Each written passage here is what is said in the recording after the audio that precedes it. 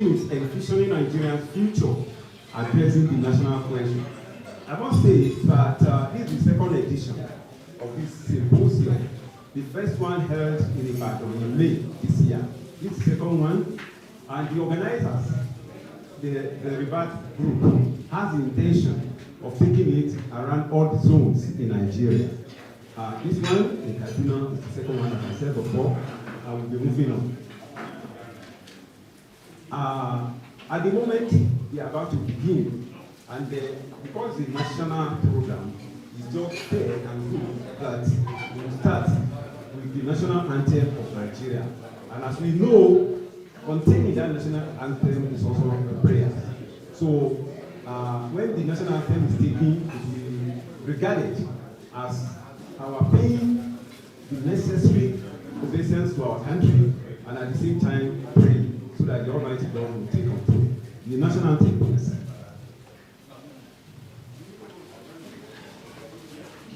But the chairman of today's program, as we all know, is the president of Little Bed Forum, Dr. Petros Pope.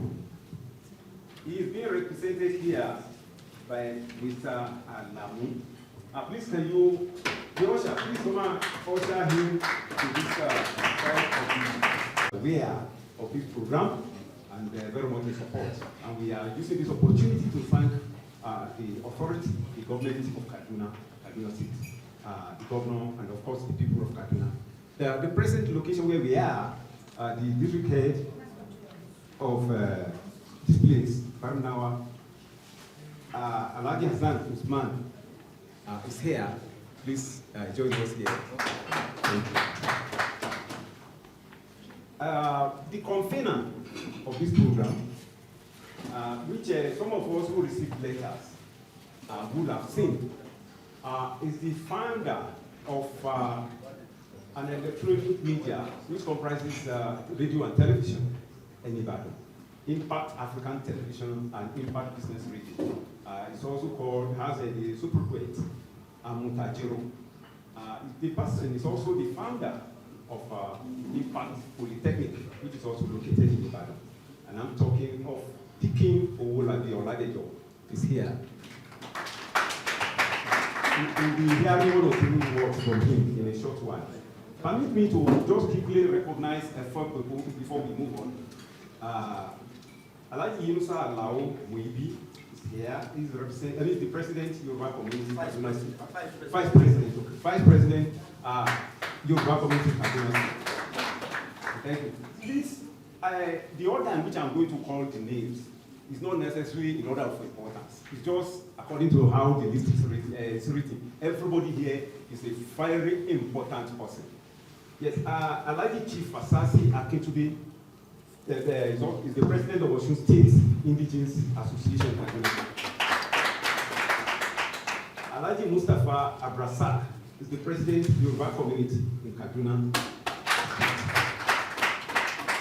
Alhaji Adesoko Abilodun, excuse me, yes, is Oyo State Association. Okay, so for Oyo State Association here in Kaduna. You are welcome. Comrade Abdulhakeem M. Adejumo Ajeseku is the Chief Executive Officer of Television and Radio Host of Bushin Law, right? Bushin Law Television. You are welcome. Also representing Abeokuta Descendants Union. Oh, okay, it's also representing Abeokuta Descendants Union. You are welcome, sir. We also have in our midst here Alhaji Sheriff Olutosin. He's the chairman, Lagos State Indigenous in Kaduna. You are welcome, sir. Here with us also is the representative of Dr. S.P. Zira. I'm talking of Mr. Henry Mbaya. Mr. Henry Mbaya, you are welcome. Okay.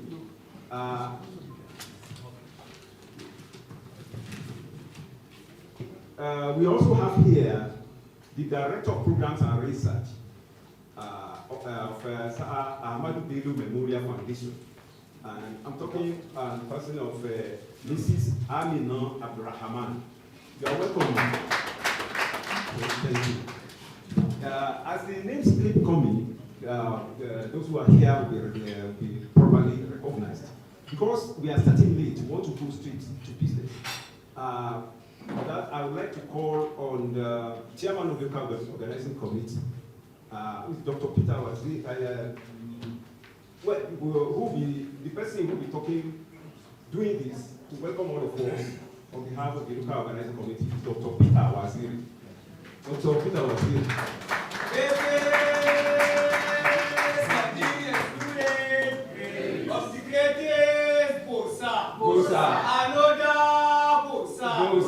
Supremo Swaga.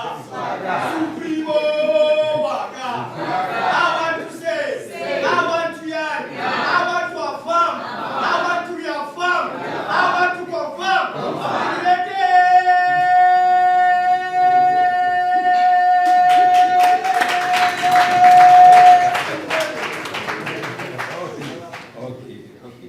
Thank you very much. See, the life of a teacher, they are my students. That's why. It is my singular honor to stand on behalf to welcome every one of you. I'm very happy that God, in His infinite mercy, has made it possible for every one of you to come here for this important program.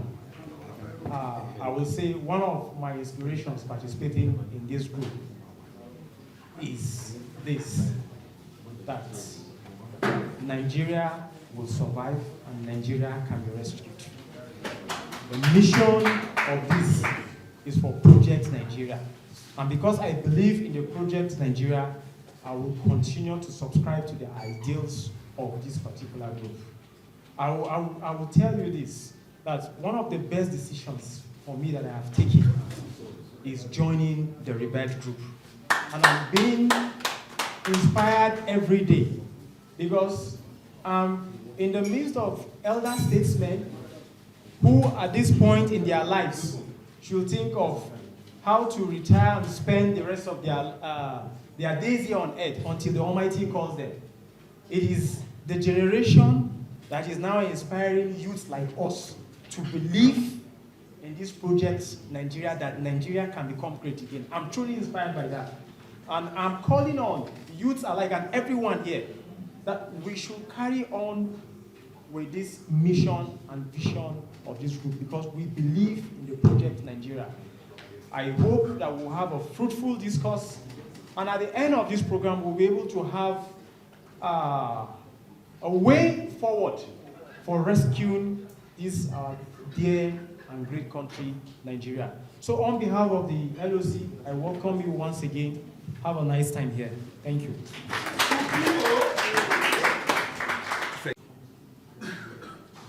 This ceremony, actually, I welcome every one of you, and I wish every one of you go back home safely. Thank you very much. Yeah, and I'm happy that we all came here so that we can discuss and talk about Nigeria that we all have a stake in. Yes, I disengaged from the army voluntarily, but my life is about Nigeria. My youthful years were spent in the army. Everywhere there have been trouble concerning Nigeria, I have been there. And now that I'm free to be like this, I should still be interested about the cause of Nigeria. So that's why I'm passionate about this dream, and I pray that as we all join hands together, we're going to see its fruition in no distant time from now. On that note, I want to welcome everybody, and I wish all of us fruitful deliberations. Once again, welcome and God bless. Thank you very much. Yeah, as I said earlier, when the contribution was done, I said that. Like you said, my name is Emmanuel Alamu. I'm the National Organizing Secretary of the Middle Belt Forum. Dr. Paul Bitrus is away in Benue. We lost, and he lost trust, elder of the Middle Belt. Some of you will be familiar with Dr. Paul Onongo. He passed on, and the process of his burial is going on now. So as I speak with you, The president is in Makodi, is in Benue. He left Boko yesterday, and the night he called me that he was in. So he kindly accepts his apologies. He's not able to make it here. And then when he couldn't make it, he thought that another passionate middle belter could represent him in the name of Honorable Rima Shaulu, his immediate past chairman army in the House of Representatives. This morning I went to pick him and he said something came up, he's not able to make it. So I called the president and said, well, go ahead and represent us. Now I didn't have the time to prepare because for ab initio I'm not supposed to make any representation. But the impression we had when we got the invitation is that it is a conference on restructuring Nigeria. So I'm going to speak from that point of view. For the opted time, let me make it abundantly clear that the Middle Belt is an entity distinct from Ariba. From the amalgamation of Nigeria in 1914, this country was divided into two, the North and the South. So we will not pretend that the Middle Belt is not in the northern part of Nigeria, but the Middle Belt is an entity of its own. I want us to get that very clear. Now, the issue of restructuring Nigeria. The Middle Belt has held a position since 2014 during the National Conference. That position still exists, it still persists. There is no much change. I know there is dynamism. One thing will come in and one thing, but essentially, the position had remained the same. Basically two. There are others. I will go through an old document here and highlight a few of them. But basically, we are talking, and what have you, and taking them just to provide manpower. It's on record. If you look at the Erikefe panel report, you find that that's the only reason. And from then, they have been clamoring to come back to join their brothers in Niger. So what we are saying is that if states are created, then a Kayenji state should be created where the Zulu and the Yauli people will fit in perfectly. Now, the second option, which some people we hear are agitating for, is to go back to regionalization. Why we don't have a problem if we do regions, unless, except of course, if we see for the Middle Belt, you create a Western Middle Belt and an Eastern Middle Belt. That we'll be comfortable with. These are the two positions that the Middle Belt has held during the 2014 conference. The Middle Belt autonomous nations were never part of constant negotiations since 1953, leading to federalism in 1954, and the ones resulting in the state creation of 1967, 1976, 1987, 1991, 1996. Settling Nigeria with 36 gerrymandered states and the Federal Capital Territory.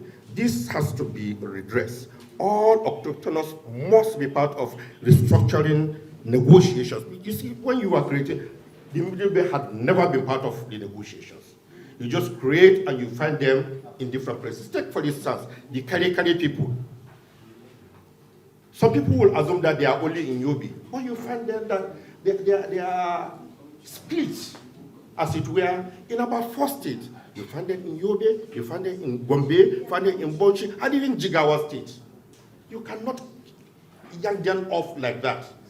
So what we are saying is that when you are doing, the next time you are doing this, you must, as a matter of fact, you must include us in this negotiation so that we find how to bring our people. You know, when these states were created initially, the Borgu in Niger State, for instance, was left in Kwara. There had to be serious struggle before they were brought back to Niger.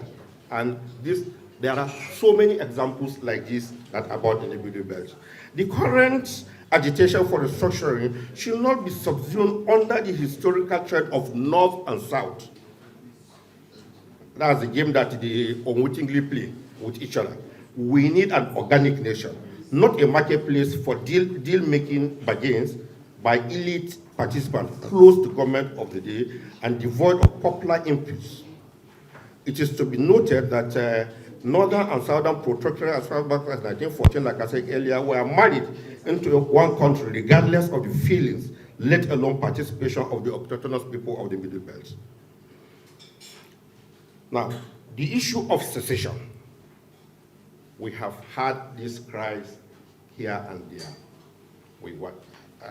Forgive me, let me not start naming names, but we know some people will say we want to go. The position of the Middle Belt is that it is not on the table for discussion. The Middle Belt wants Nigeria to remain Nigeria. But in the event that some people insist on leaving, we are the people of the Niger area. We will remain here, let whoever wants to go can go. We will remain here with Abuja as our federal capital. That's the position of the Middle Belt. We have talked about that. There's a position we have taken on security, adopting a multi-tier policing policy at the state and community level. This is one of the issues we are saying we don't want to discuss because certain things have happened. State police, no state police. There might be changes here and there on the position that the Middle Belt holds. We have taken position of right of minorities and indigenous people of distinct from fundamental human rights defined and enshrined in the Constitution. I want to talk about that other things, but let me talk about land tenure.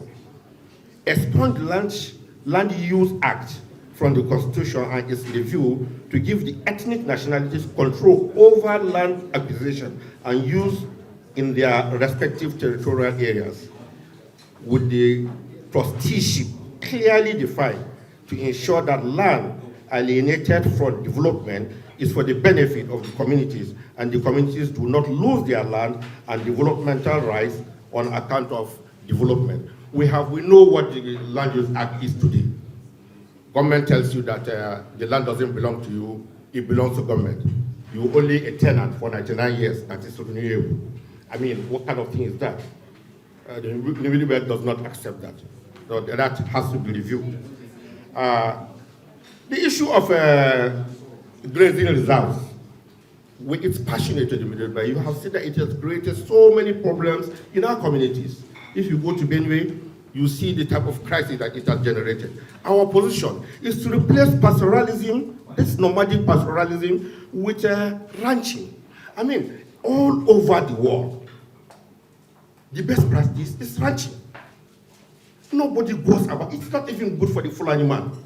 It's not good for his economy, it's not good for his cattle, it's not good for his education, it's not good for his civilization. So what we are saying is that encourage ranching. If I'm a bird skipper, nobody gives me land. I go and get my land, I buy my land, I keep my poultry. It's private business. So people should endeavor to buy land. There was a time we traveled to South Africa for an agri show a long time ago. And that was at the time that the white farmers were losing their farms. And one farmer said he wanted to come to Nigeria, to come to Niger State. And he said he needed 10, and he said, cattle farmer. He said he needs 10,000 hectares. I said, to do what? You are not growing crops. He said, no, but I'll feed my animals. So you see, you take into consideration the fact that it's your private business. But you see, this thing, what do you call it, grazing, was okay at that time. But what was the population of Nigeria at that time? Today we are talking about 230 million people, and you say you still want to keep grazing reserves? I mean, this is not feasible. Let's be sincere to ourselves. There is the issue of fiscal federalism that we have touched. I don't want to go into that. Let me go to local government autonomy. Devolve full legislative and executive powers to local government to guarantee full participation of minorities and disadvantaged groups in the economic and political affairs of the grassroots. Luckily, this government has started something. I don't know if it has started the financial autonomy, But you see, the financial, if you have financial autonomy without political autonomy, it's like killing a snake without cutting its head. This has to be achieved. If local government, we all come from local government, you know how they are. I don't want to accuse any governor of anything, but we know that local governments are just paymasters. Federation account counts, you are giving salaries to pay, you are giving overhead, and that's all. I looked at the division this month, and I saw that in my own local government, 2.1 something billion is supposed to come for this board. If I'm council chairman, I have 2 billion, I know what to do with it in that local government. But you never see it. So that is the position of the middle belt. We have taken position on gender discrimination. I will not go into that.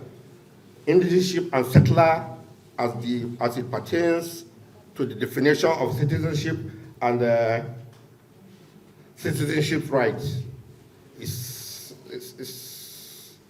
Let me not go into that one. It's too explosive. Because I know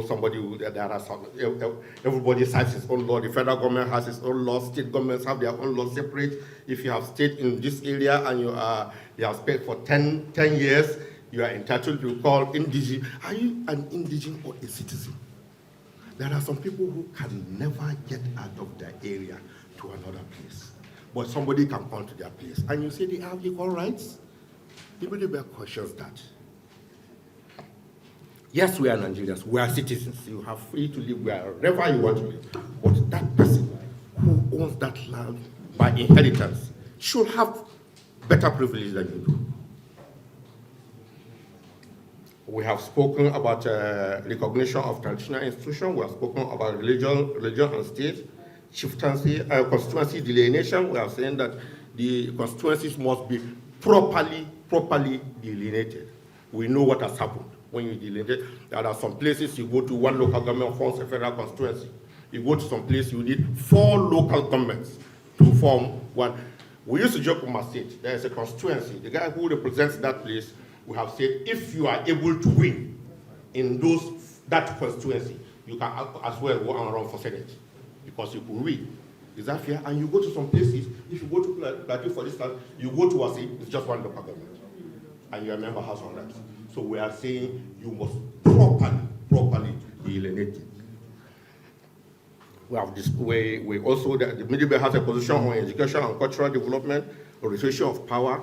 For now, we know that there are some people who have said that there is no need to rotate. If you do that in Nigeria, some people, some section will never smell power. So the position of the middle belt forum is that there should be rotation. Then, what touches us seriously is the Federal Capital Territory. Here we have said the original inhabitants of the FCT should be recognized as indigenes of the territory. There should be an elected mayor for the inner nucleus of about 2,000 square kilometers, of the Federal Capital Territory. The surrounding area should be considered a state with an elected governor and House of Assembly. Consequent upon this, there should be an increase in the number of area councils. Meanwhile, payment of outstanding compensation due to the indigenes of the Federal Capital Territory should be made by the federal government. You see, I have a lot of pity for the original inhabitants of the FCT. They are not a state, they are not a federal government, they are just floating. All of us here have states. We go back to our House of Assembly, they don't have any. In fact, for the first time, I think they have a minister from FCT. That is not fair. And we are saying this must be looked into. And like I said earlier on, the Federal Capital Territory is in the middle belt. It is actually our headquarters. Ladies and gentlemen, like I said, the document is a public document. If you go to look for the 2014 confab report, you will find this and many more. That is the position of the middle belt on as far as restructuring of Nigeria is concerned. Thank you very much for that. Yes, again, by my own humble assessment, is ably represented by Mr. Emmanuel Alam. Once again, thank you very much, sir. Yes, when he was, shortly before the chairman began his speech, the team, the entourage of Ohanese, the Indigo community, are here. And they are here to represent Ohanese, as I said, in Nigeria. Sorry, the recitation. Is my sister around? No, introducing TRG, okay. Okay, let me quickly do that. I will spend just a few minutes to introduce TRG. TRG is the rebirth group. And I'm happy to welcome each and every one of us. TRG is an arm of New Nation Enlightenment Foundation. And our mission is to use enlightenment principles to create a just, equitable, prosperous society by embracing concepts.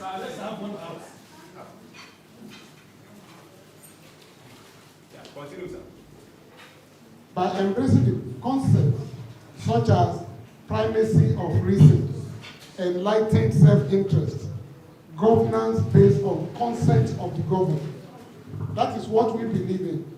And our purpose is actually to partner with individuals and organizations that believe this country can be united, but not in what we are doing now. I'm happy when my brother was talking from the Middle Belt. You see all he listed.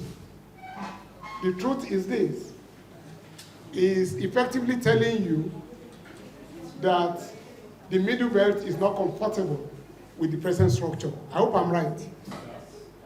So if that is the truth, world over, we should do our best. We should do our best to ask ourselves, what do we really want? How can we live in peace? Even in marriage, there is somebody saying, do you agree to marry this fellow? There is somebody saying, I agree. The parents are agreeing. How do we agree to work together?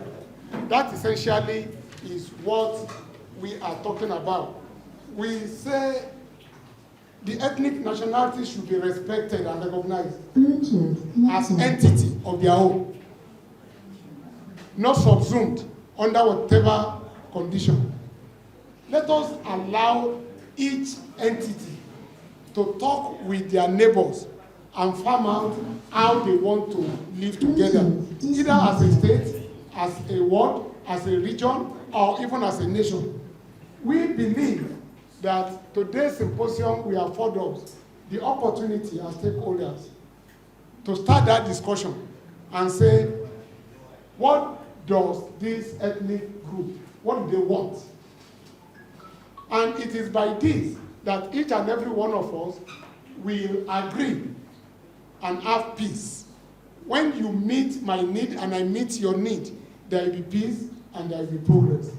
Let me quickly say this because of time, that at the end of this symposium, even today, we will have a few, if you look at your program, we will have a few people to sit down as a committee of this group, saying this is the number of regions that we want.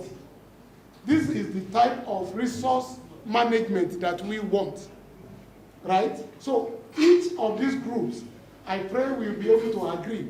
So each of these groups will come together. It is there in the program that we want some people to work together and say this is the number of regions that we want. And that will be the result from the Kaduna Symposium.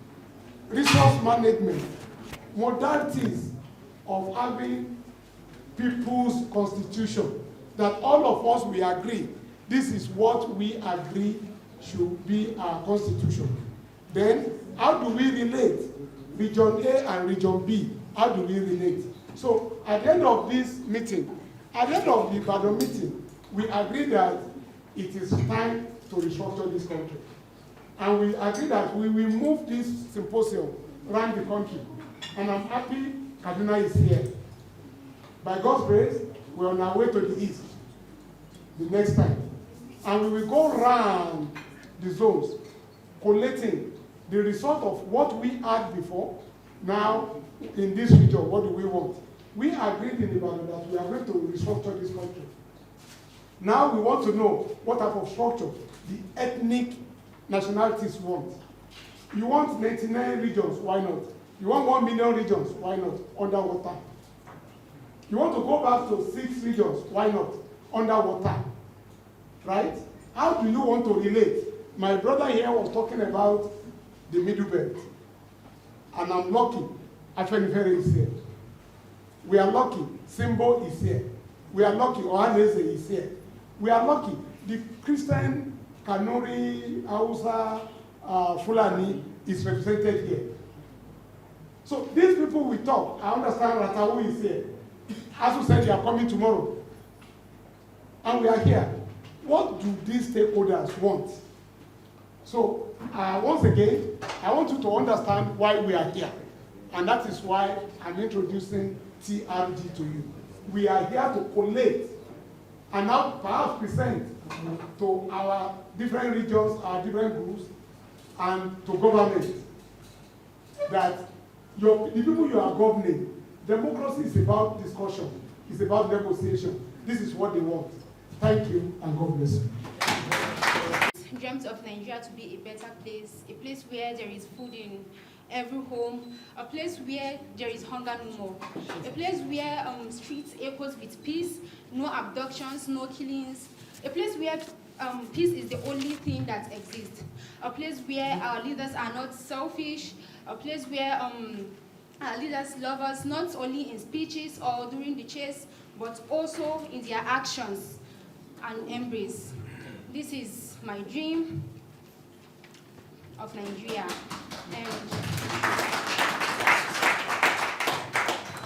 So this is the poem. In the heart of a nation, a crisis unfolds. Unchecked insecurity and ever-present toll. Corruption and bad governance are deep-seated flaw. People's lives disrupted, their dreams now in awe. As the economy wobbles, hope seems to fade. Struggles deepen and dreams evade. Will we continue down this path? Will we stay, or will we unite and chart a new way? Together, we must stand and fight for what is right. For the future of Nigeria, we must ignite. The economy is in shambles, trying to keep afloat, while those in power seem to turn a blind eye. It's time to take the lead and show some light. We are tired. People are tired, hungry for change, longing for a better tomorrow. Corruption runs rampant, a vicious cycle that needs to end. We need leaders who will act, not just sit pretty and pretend. The youth are restless with dreams that need to be fulfilled. But opportunities are scarce and dreams are crushed like shattered glasses. We need to rebuild, to become a nation that we can be proud of. A land where everyone has access to equal opportunities, free from prejudice and doubts. Nigeria, our mother, our home, wounded but alive. We've seen the pain, we felt the loss, yet still hope rises despite the cost. This is time to renew, to restructure, and to heal. And this is time to start life anew. Thank you.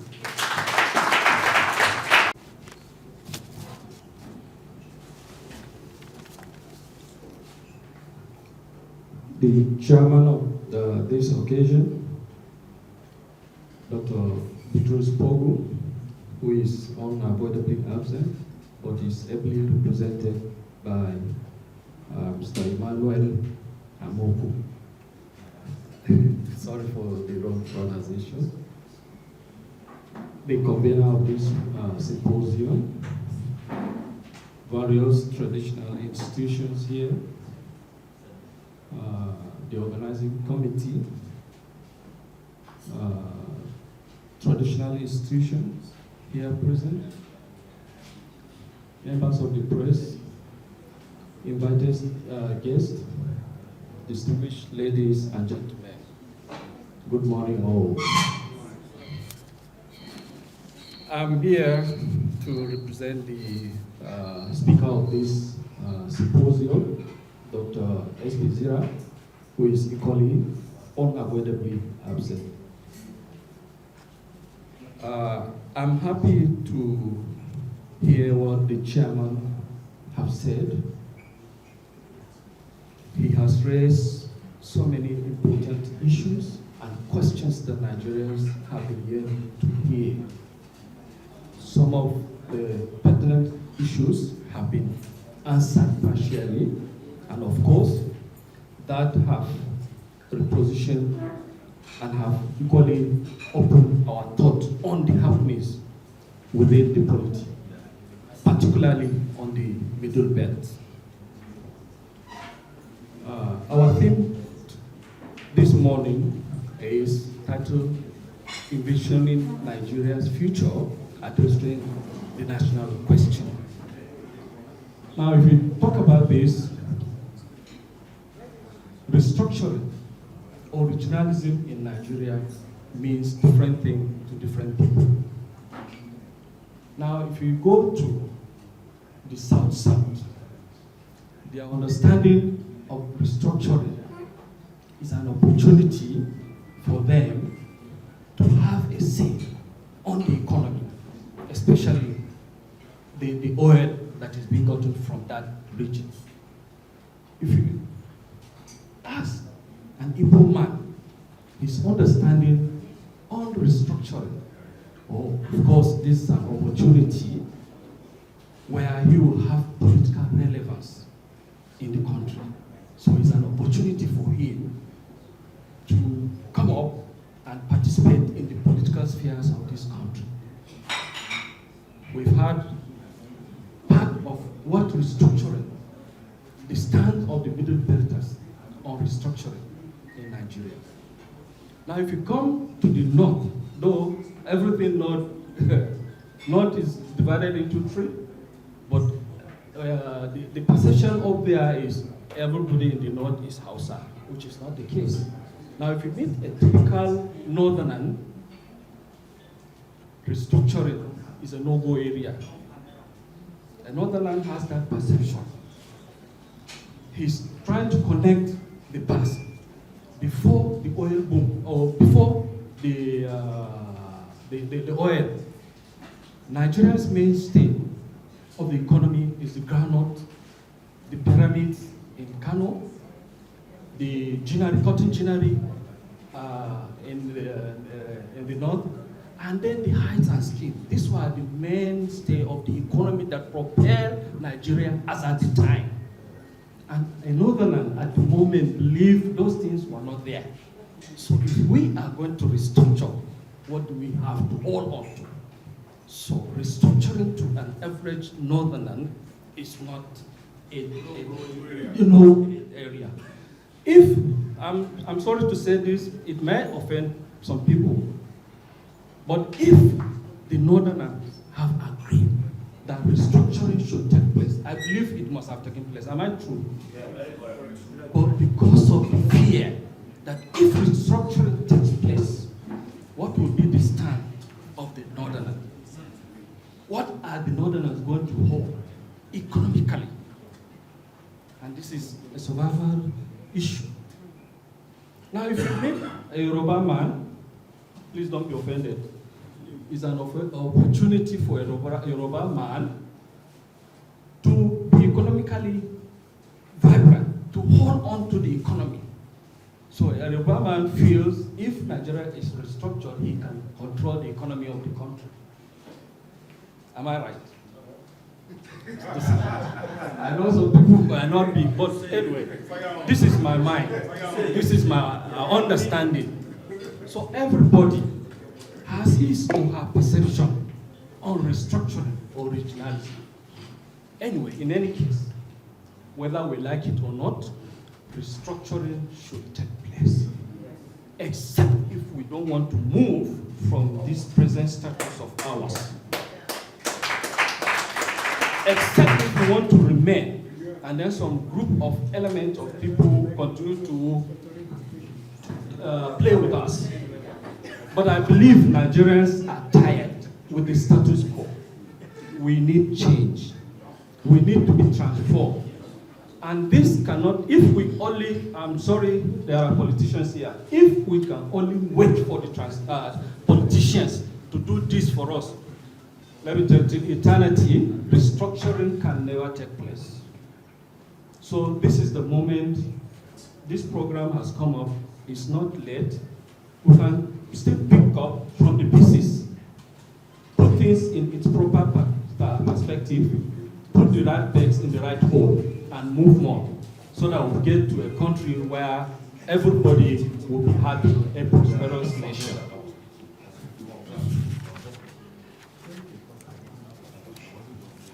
Nigeria's post-independence trajectory has been shaped by its complex ethnic, religious, and regional diversities.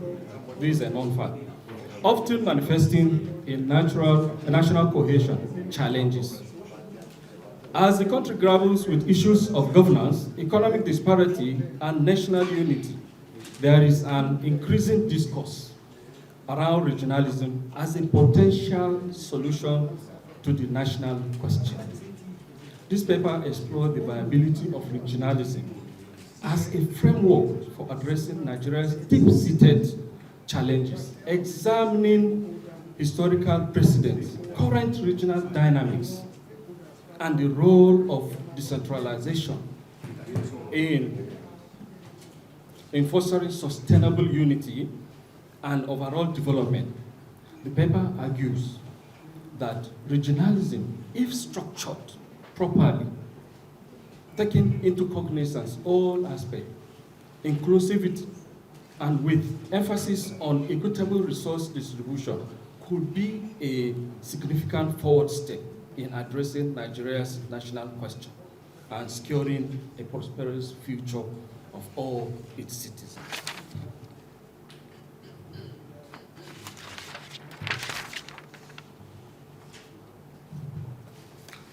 Nigeria, Africa's most populous nation, has long struggled with the challenges of national unity. It's also considered to be one of the most ethnically religious and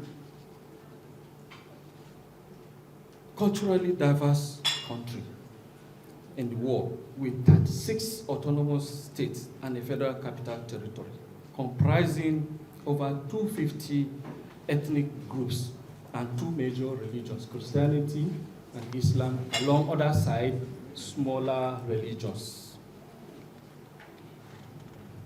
The country's diversity and regional compositions have often been source of tension and division, affecting the cohesion necessary for stable governance.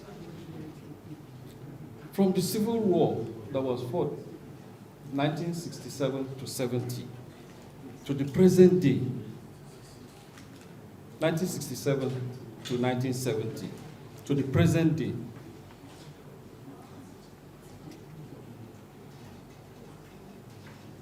the agitations for resource control, marginalization, and the restructuring of the federation, the national question in Nigeria has remained unresolved. At the heart of all this is the debate over how the country can reconcile the regional diversities while ensuring equitable development, justice, and unity.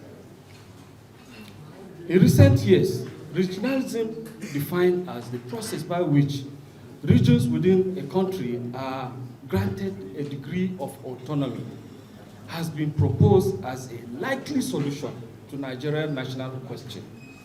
Regionalism, of course, is seen as capable to offer the potential for decentralized governance, giving more power and resources to the region in a way that addresses historical imbalances, improve local governance, and foster economic growth. These are the merits if regionalism should take place.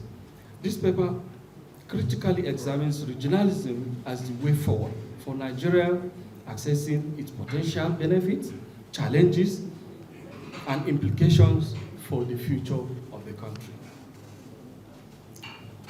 Let's look at the historical antecedents. The historical context and national question. Nigeria's colonial history plays a pivotal role in shaping the current debate on regionalism.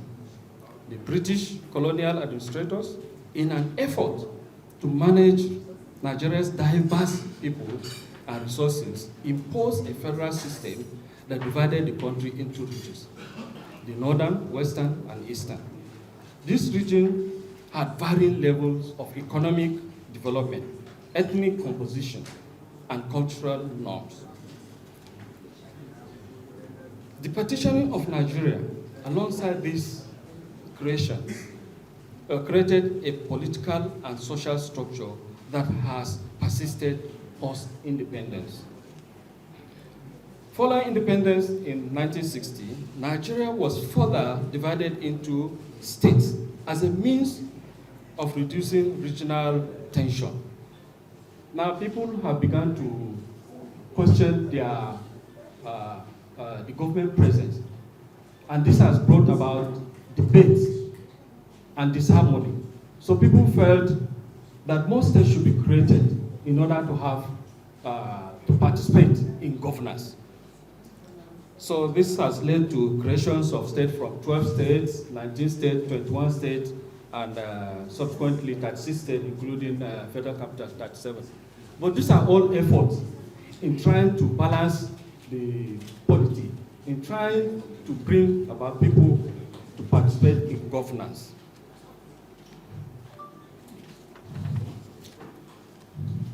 Restructuring debate becomes more pronounced, especially in the South and the Southeast region, where there are calls for more control over natural resources. The Niger Delta militancy centered on oil wealth. We all know what has been happening along the Niger Delta, and the demands for resource control became central for discussion about federalism and restructuring. In the Southeast, the legacy of the Biafran War and the quest for political and economic empowerment for the Igbos ethnic group continues to fuel calls for restructuring to allow for greater regional autonomy. Meanwhile, in the North, there are calls for political systems that could address the unique challenges faced by northern states, which have often been economically and educationally disadvantaged compared to the southern counterparts, and the insecurity that ravages the region, such as banditry and the Boko Haram insurgency. Now, this paper is premised on key issues. These include resource control and fiscal federalism. The current status quo, some people felt the response to the economic status of these regions are not adequately being catered for, and so they are calling for resource control. This we have heard and seen from the Niger Delta. Though successive governments have tried over time to see how they can balance the situation, to see how they can alleviate the suffering of the people in the Niger Delta. This was seen when even the 30% derivative, which was given to the Niger Deltas. These are all efforts by successive government to see how they can leverage the situation there. There's also this aspect of the creation of the NDDC, the Niger Delta Commission. It's an effort also to meet up to the yearnings and aspirations of the Niger Deltas.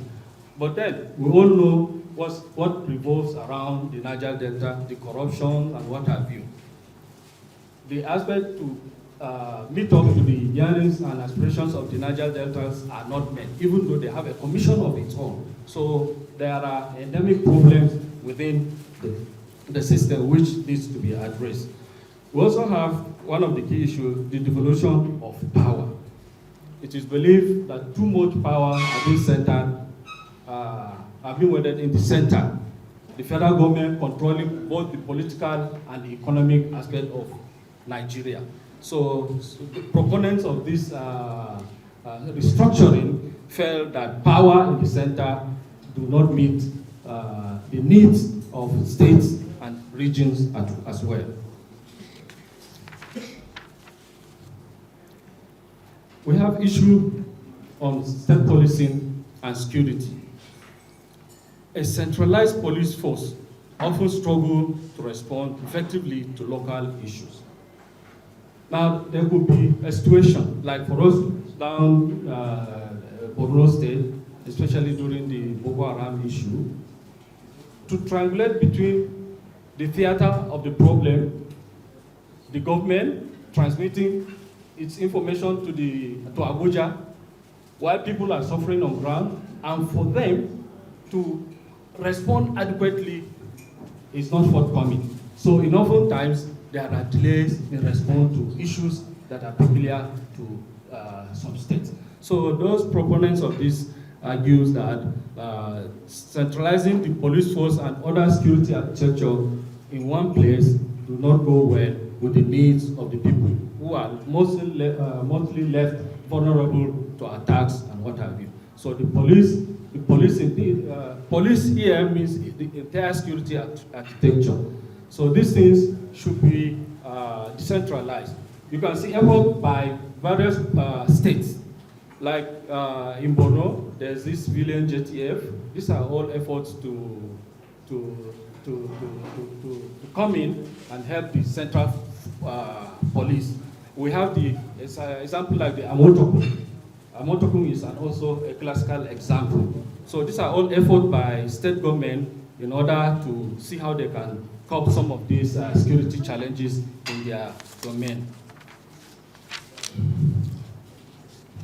We have the electoral reform. This is also an aspect that has been bedeviling Nigerian polity. Ethnic and regional divisions often bedevil Nigeria's elections, creating political exclusion and resentment. Electoral reforms could encourage cross-regional alliances, fostering more inclusive governance, a call to make Nigerian regionalism more responsive, democratic, and accountable. A case has also been made about this concept, restructuring or regionalism.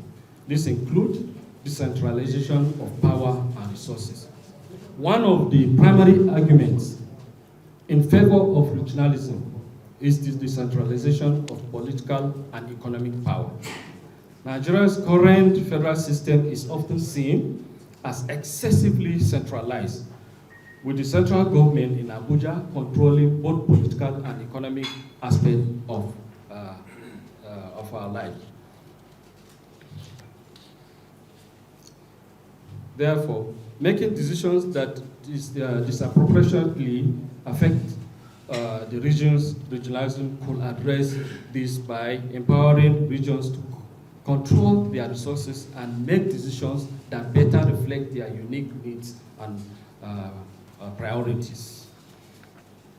For example, the oil-rich Niger Delta region has long complained of the environmental degradation caused by oil spillage as a result of the oil exploration and the unequal distribution of oil revenues. Regionalism will allow the Niger Delta to have more control over the natural resources, thereby enabling it to invest in local infrastructure, education, and healthcare, while also providing a more equitable share of its revenue to support sustainable development. The other aspect is cultural and ethnic identity.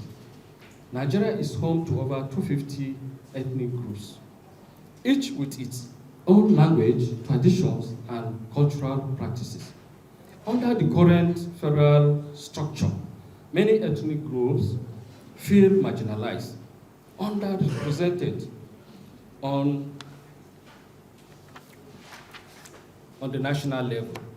Regionalism, therefore, will allow for greater recognition of these diverse identities, fostering a more sense of ownership and inclusion in the national project.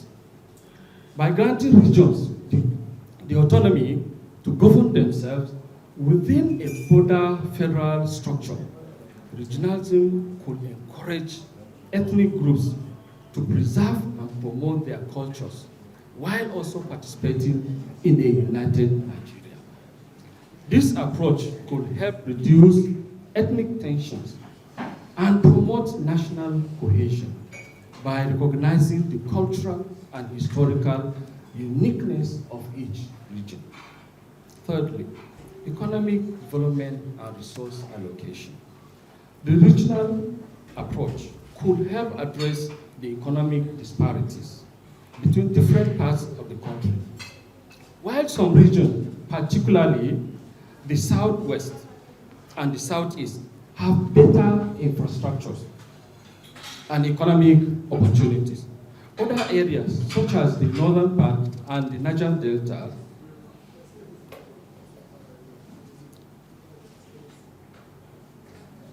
lag behind in terms of development.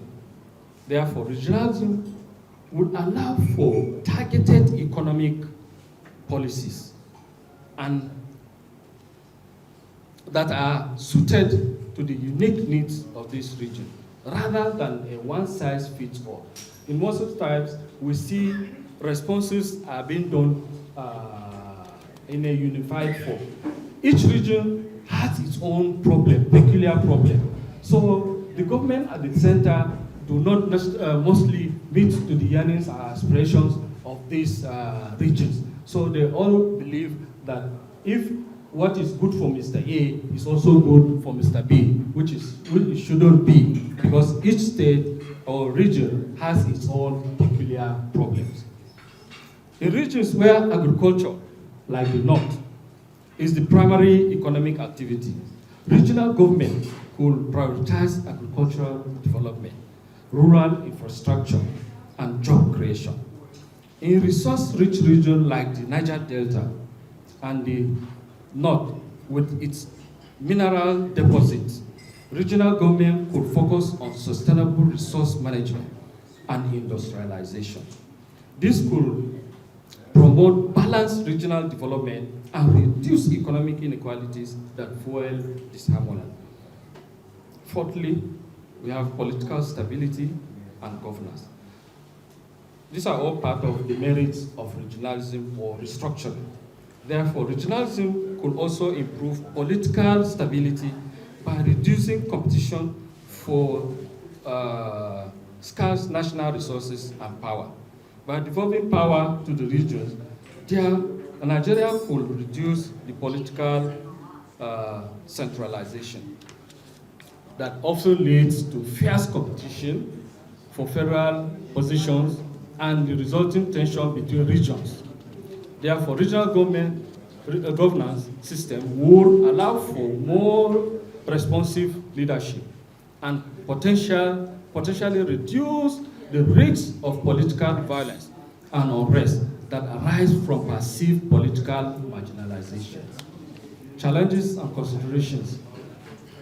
While regionalism offers many potential benefits, there are also significant challenges therein. These include interregional inequality. Not all regions are equally equipped to handle greater autonomy. While some regions have better infrastructure and economic capabilities, others may struggle with issues such as poor governance, corruption, and inadequate human capital. For regionalism to work effectively, there must be provisions for ensuring that less developed regions. So this aspect is a hope for those who are afraid should restructuring take place.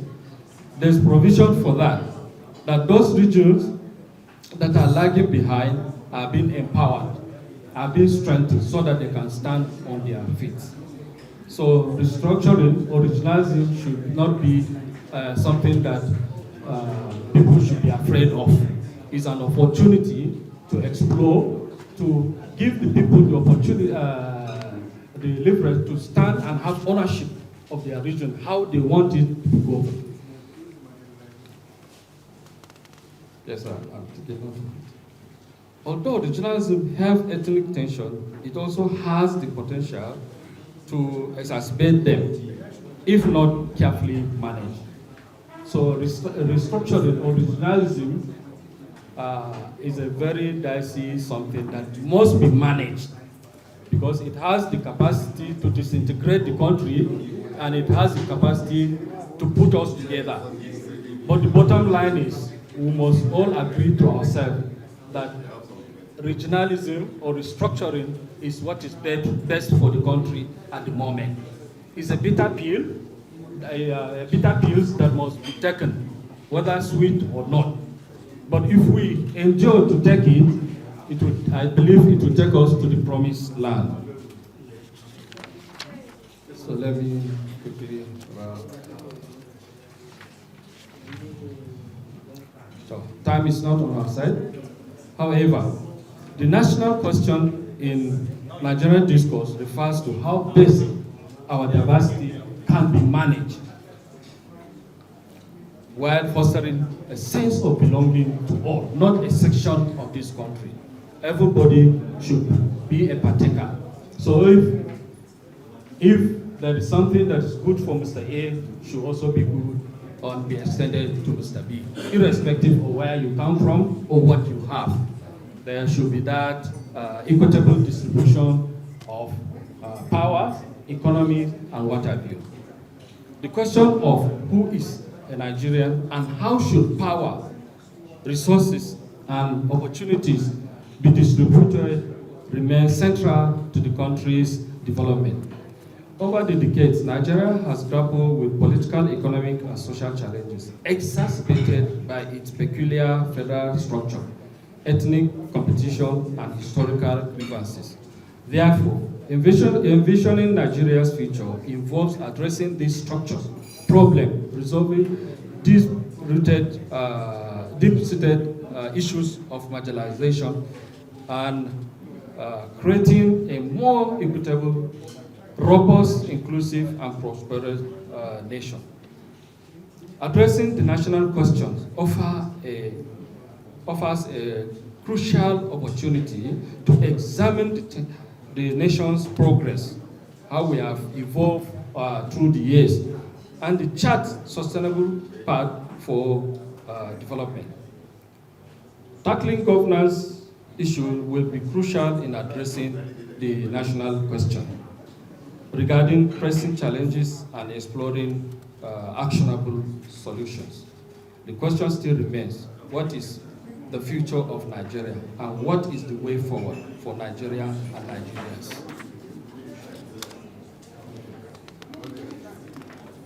In conclusion, therefore, let me just jump.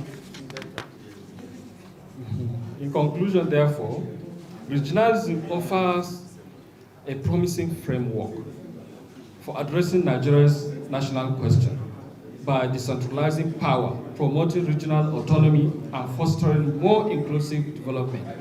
While there are significant challenges to its implementation, including the need for legal reforms, interregional competition, and the management of ethnic tensions, the potential benefits of regionalism in Nigeria context are undeniable.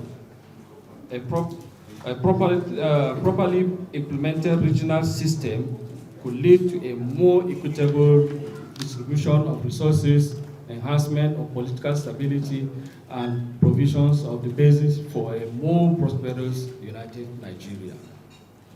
Therefore, the question for national rebirth is attainable. The quest for national rebirth is attainable. A new Nigeria is possible.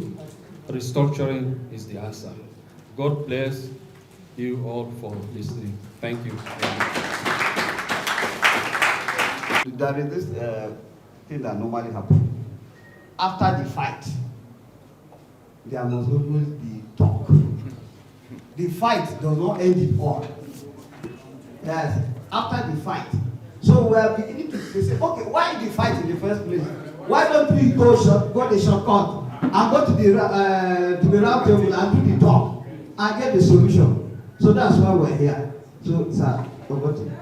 Yeah. Please, when you get the phone, please introduce yourself. Exactly. And I think we have to get that true.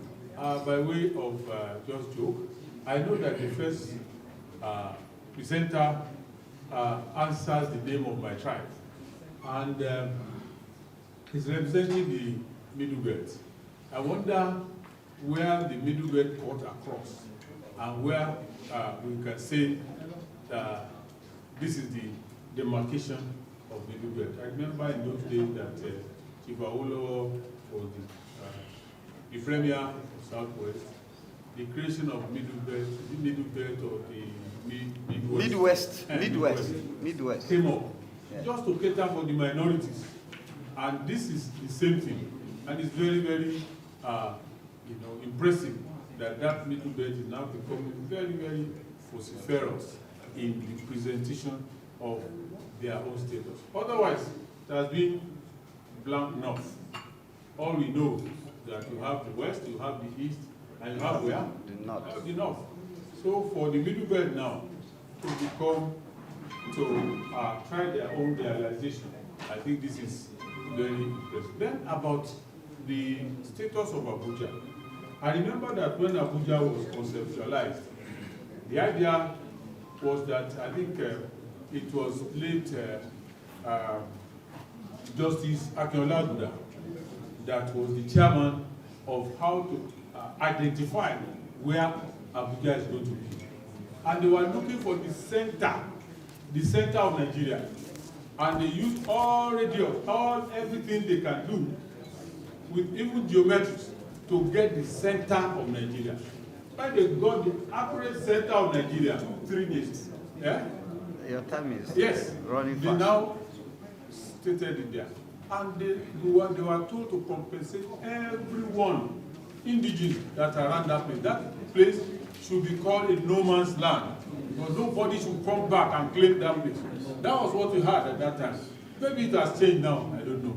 So the indigeneity of that place that is now coming forward very seriously now is confusing to me, because they were asked to compensate them, relocate them. If they are from Niger, let them go to Niger. If they are from Nasarawa, let them go to Nasarawa. But that place itself is called the Federal Capital Territory, that does not belong to anybody, just like Washington, D.C. and the rest.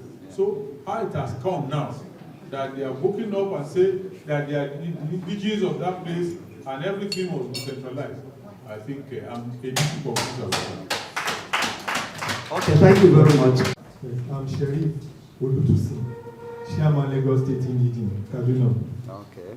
From your points that you delivered, you talk on the regions, which you said the southern part and that's the west and the eastern part, they are being developed. While you said the north are somehow going down. Now, the question is this: is the fault from the federal or from the state? Because what they deserve is being shared among all the states. And if a state or a region is not developed, we now blame the federal. So one thing I want us to understand is that each and every one of the leadership in that zone has a responsibility to do their people and to develop their people. Thank you, sir. Okay. A quick response. To the occasion and do the needful. Yeah.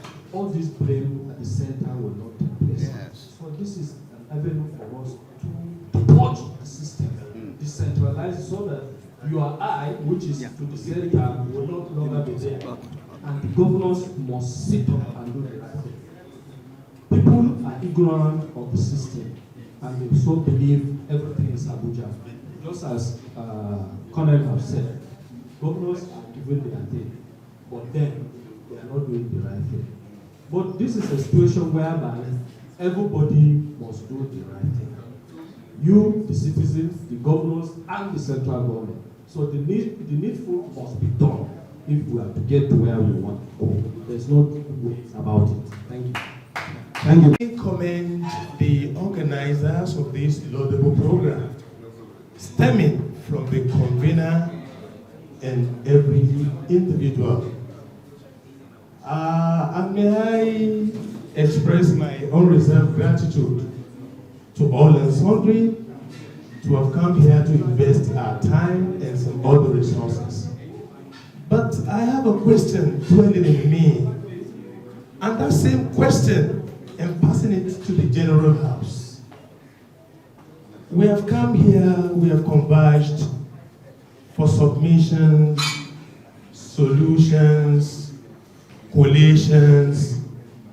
How do we channel the aforesaid to the constituted authority for implementation that will make our sitting tantamount to a total waste of time?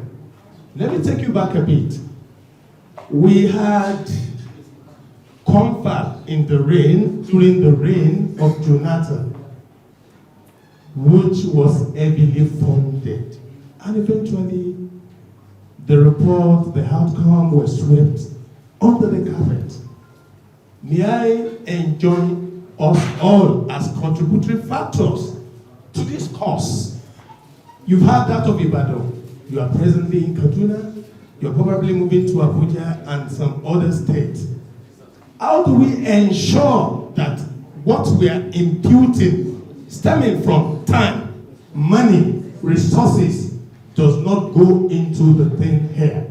How do we channel our submissions, conclusions to the constituted authority and say it will be effective? Thank you, and education. Thank you very much. He talks about the restructuring, and it seems as if all the other geopolitical zones are ready, except what do we do? Because it's a resounding decimal, recurring decimal. Everybody is talking about restructuring, restructuring, restructuring. I don't want to mention a name. In Seneca, maybe yesterday we saw he reacted to the president's bill. Yes. This is to show us that people are pulling it up, the government are pulling it down. What do we do? All right. Okay. Yeah. I want to commend the grit of Deacon Owolabi and the organizers of this. My name is Mrs. Biodun Ngozi Obutayo. I'm part of the Report Group, and I want to commend the organizer of this particular program, Symposium, the grit, the determination, and the zeal, the money committed to be able to organize this kind of program in spite of the prevalent issues that have been occurring and reoccurring in this nation. So I want to, we all know that from the time that I was small, I've noticed that things didn't change. I just noticed that why is this country like this? And up till now, I'm still begging for the answers to those questions because things have not really changed per se. And I want to ask, I would be wished in this country because when coming from Ibadan to Abuja to Kaduna, the roads are terrible. Why are people not talking? Why are they silent? That's why I'm asking, are we bewitched that we can't be talking about them? We can't be putting it on the internet for the world to see? We have to start talking. We have to start, there's a list that says, who move my cheese? We have to start moving. We have to start doing something so that our leaders, or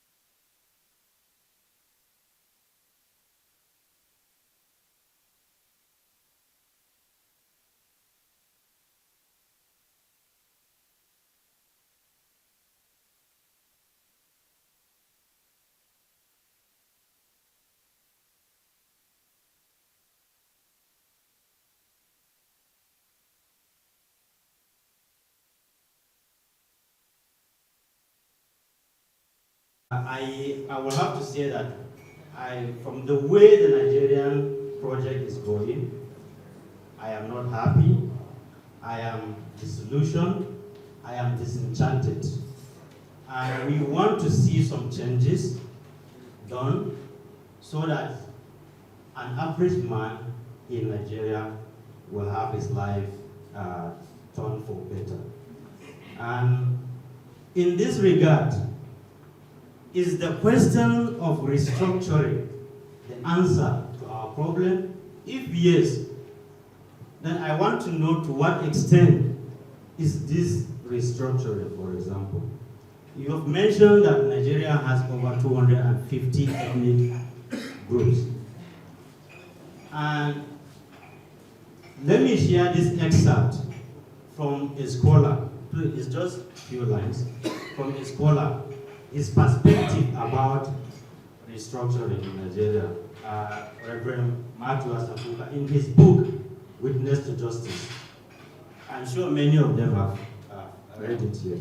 Now he said, to be sure, this systematic dismembering of the country, rather than appease the sentiments of the citizens and their so-called cries against injustice, has further exacerbated the call for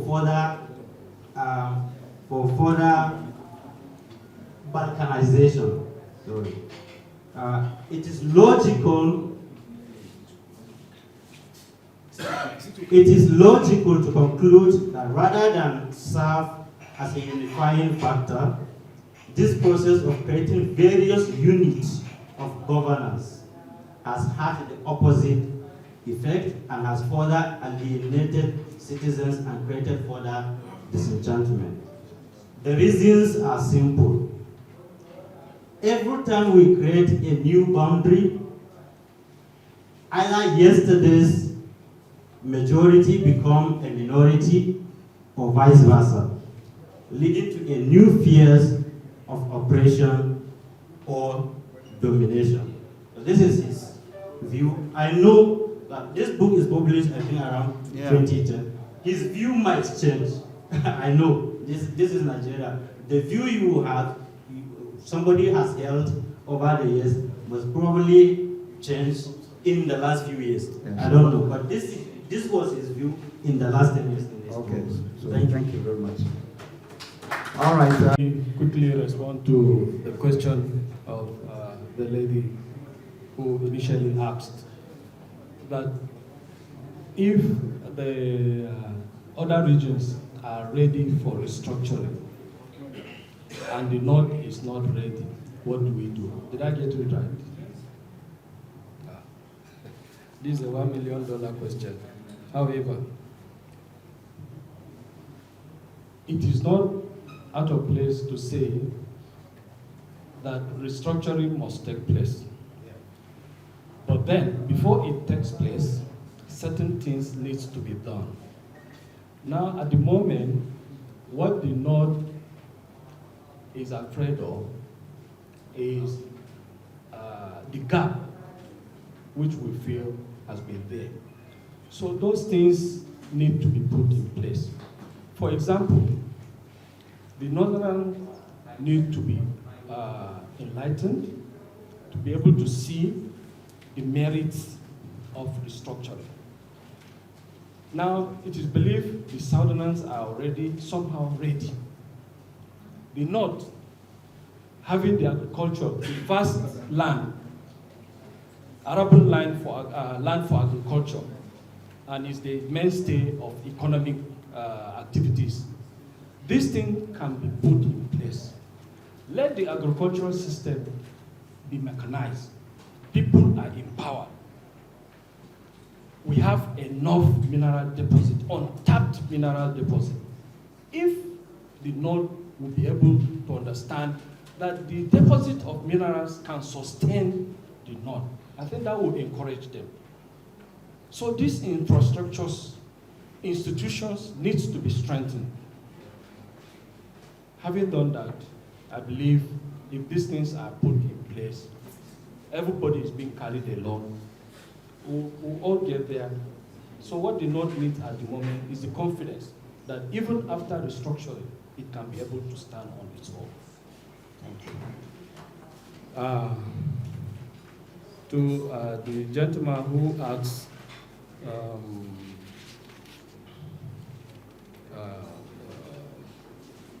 the definition, I mean, the average northerner. Well, I use that term because it's not absolute that everybody is aware of restructuring, and then some people are not aware. There's a thin line. Most Northerners, especially those who are not educated, do not know or understand restructuring. And this restructuring perhaps might have emanated from those, the elite. So the elite, I believe, have full understanding of restructuring. But those who are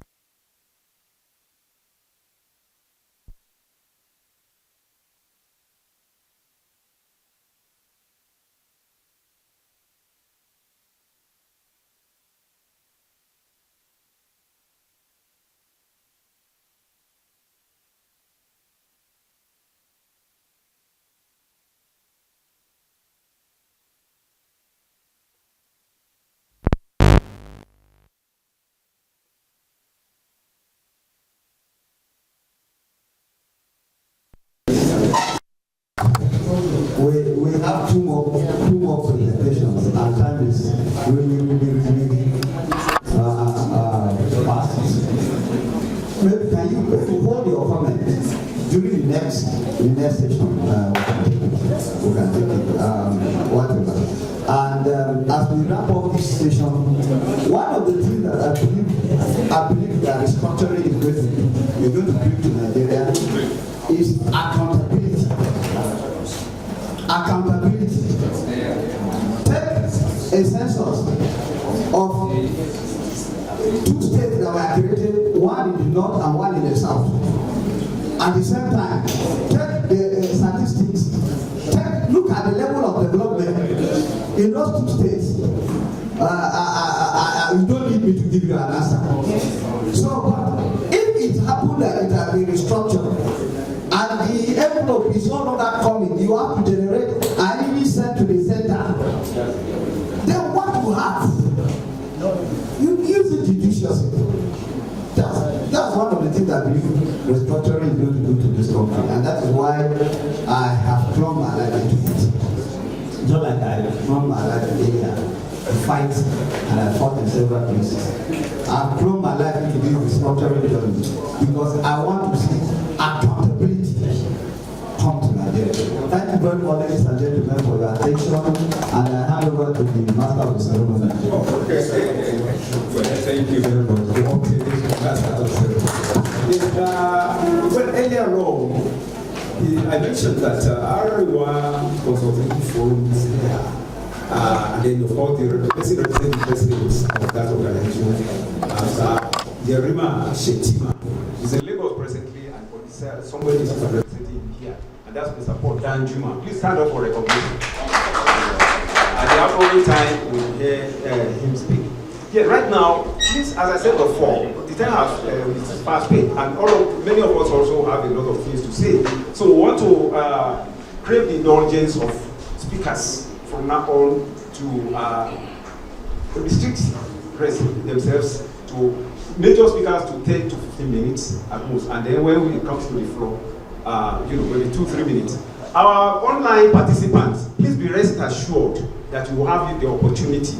What we are thinking is that we have all the 3 papers.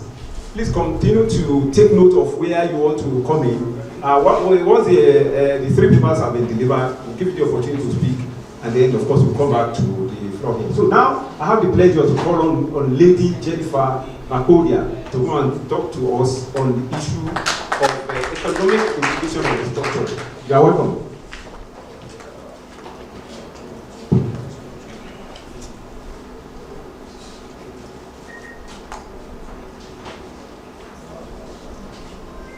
Standing on the existing protocol, I want to welcome you all again to this auspicious symposium taking place in the beautiful city of Kaduna.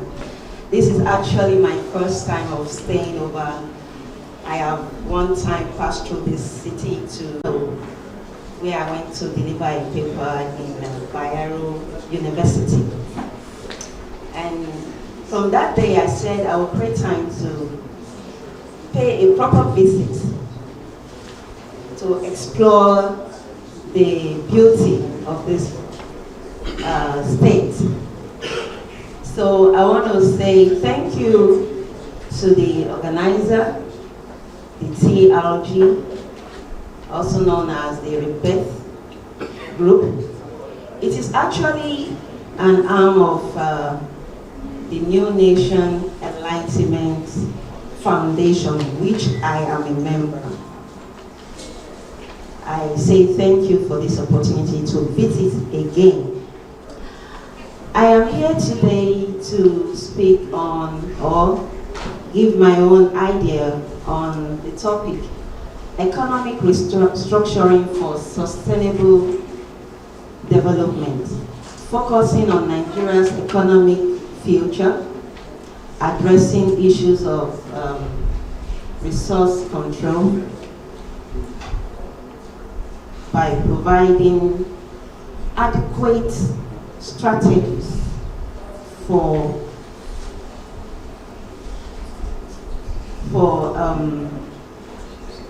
removing, not depending on oil, as well as creating the economic policies that will lift marginalized communities, as well as support local industries. Sorry, I didn't listen to the first speaker, but I'm sure he did a lot of justice to this topic as a whole, as in restructuring, economic restructuring. Because of time, I'll be focusing on the issue of resource control. I believe that there's nothing new I'm going to say here that have not been said before.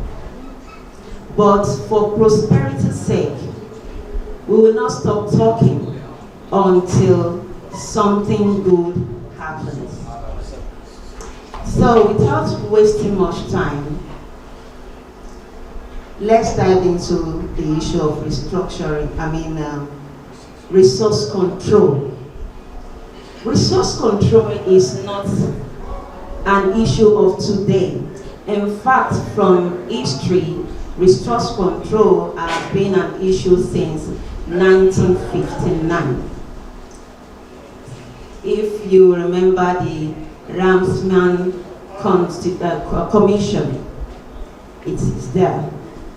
So, I would like to say that the agitation for resource control is more today because from a region, it's like we are depending more on a particular region.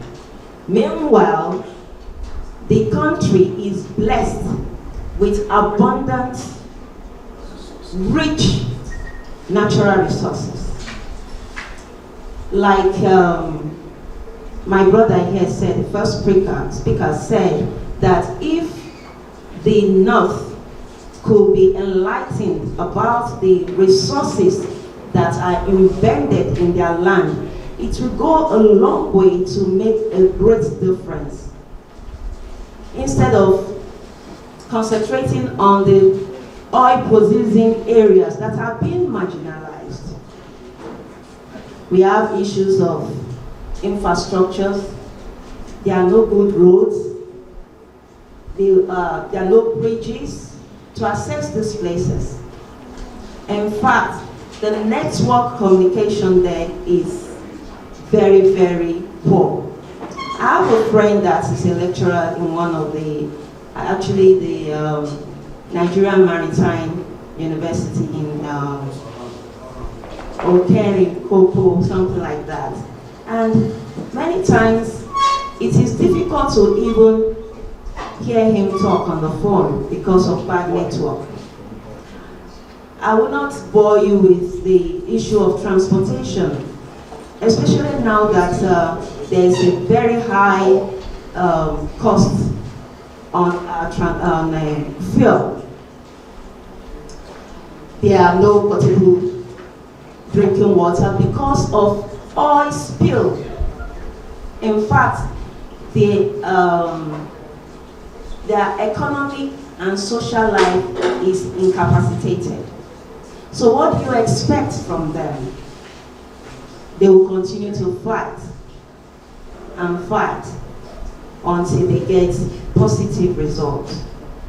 But I want to also say this.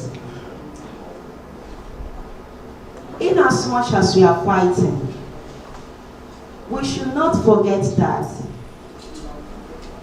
we are one Nigeria. Yes, I agree with us that we have diverse ethnic composition. We are made of different ethnic composition, but we are still one country. And until we put that in the front of our mind while fighting this cause, we will, I'm sure, I don't know, I will not want to speak negatively, but I just want to advise that we put that first, instead of saying, now my own, it's my land, the oil is from my place, the gold is from my place. So having said that, like I said before, the issue of resource control is a very, very sensitive and complex issue. And from discussions that I've had before, informal discussions, many are clamoring for resource control because presently the resource producing areas are tired of the dependency on oil alone or natural gas. Meanwhile, we are blessed in other minerals. For example, gold. We have Gimson. We have, you know them, even in Kaduna State, I did the research, and I know that gold and Gimson are found here. What have we done about them? What is the state doing about it? I know we've been clamoring for autonomy. It's not just autonomy in having upper hand in the management and the use of minerals, but autonomy in terms of the revenue sharing. I want us to look at this critically. Every state should think inward and think of what they can do with the minerals in their states instead of depending on oil just alone. We are blessed. Be blessed beyond our expectations. I'm even sure that there are some minerals that we have not even discovered. What are we doing? I know the government is not helping matters in a lot of ways, but this is the reason why symposiums like this will never stop. We will continue talking and talking.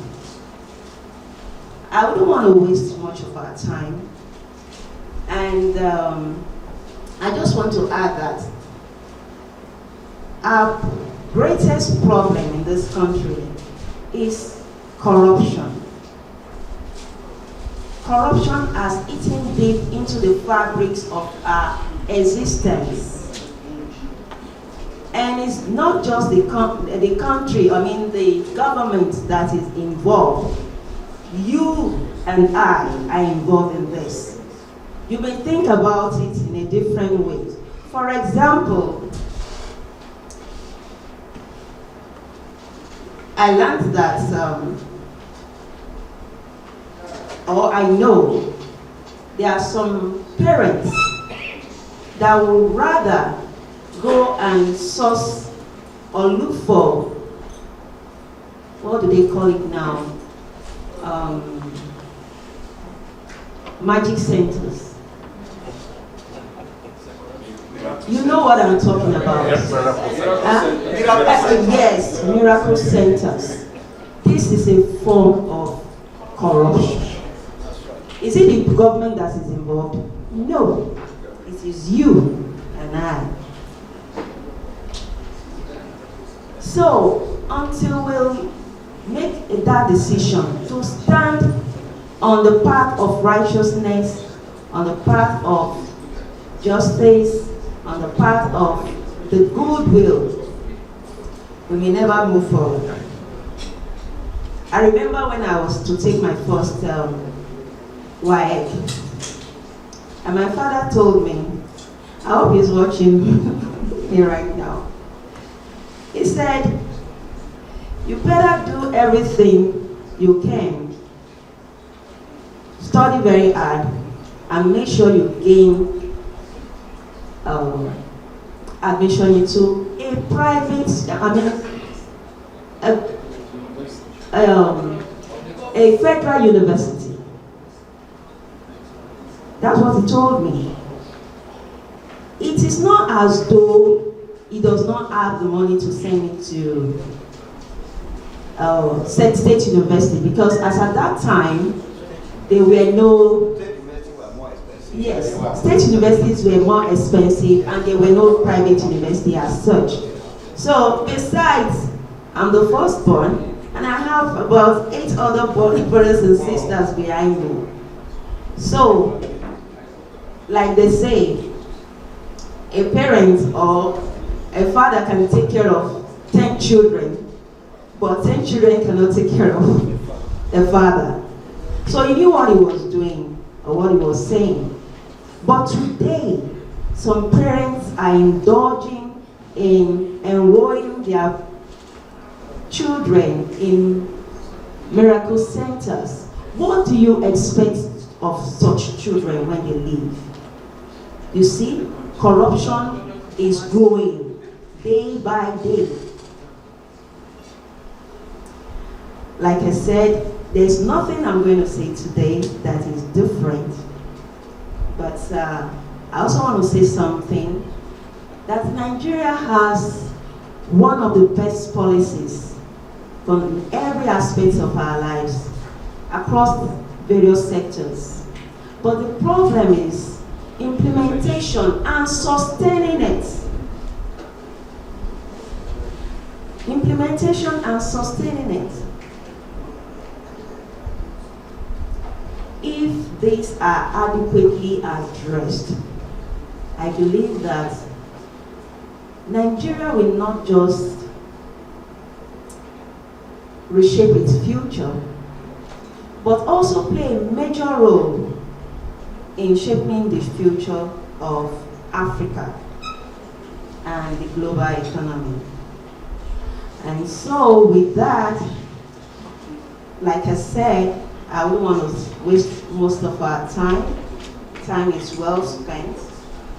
So I want to say my conclusion by saying, an acceptable resource control formula for Nigeria requires a mix of increased regional autonomy, balanced revenue allocation, environmental accountability, and fiscal federalism. This approach will help address historical grievances, which we have said before, promote sustainable development, and encourage economic diversification from oil and gas resources. The ultimate goal should be a balanced system that respects the rights and the rights of resource-producing regions while ensuring that all Nigerians benefit from the country's natural wealth. Besides, a comprehensive approach that emphasizes these pathways, supported by policy reforms and private partnership, can create a solid foundation for Nigeria's sustained economic growth. In summary, to ensure a sustainable economic growth, it is essential to combat corruption, like I said, as this will foster efficient resource management, reinforce institutional integrity, and guarantee that economic progress is inclusive for all citizens. So with this, I say thank you for having me here, and I hope I'll be able to answer some of your questions. I also hope I did not fail my gender. Thank you. I'm backing of the Federal Kingdom in Osun State. I'm the president of Osun State Media Association Kaduna. What I expect the representative of the chairman to say is that concerning federal capital, I'm expecting you to set an example. When there is Lagos State as federal capital, at the same time, we have state government during Yawa. That is the Mobile Johnson. But if we are demanding for capital authority or without mentioning that in the sample, I'm sorry. Advance your capital plan, federal capital people what to do. Set an example that Lagos State was federal capital during the one. And at the same time, Brigadier General Mobile Johnson was the governor of Lagos State. That is in Kenya. Federal state is in Jonathan Bank. Please, no need of bringing no idea as a minister. They can still use the Guarani. We believe they are the Indians of federal capital. That is the truth. All right. Thank you very much. When I did my microphone, it's like this one is more functional. On resource control, I think we have to start from the family units. We have to start from the family units. Most Nigerians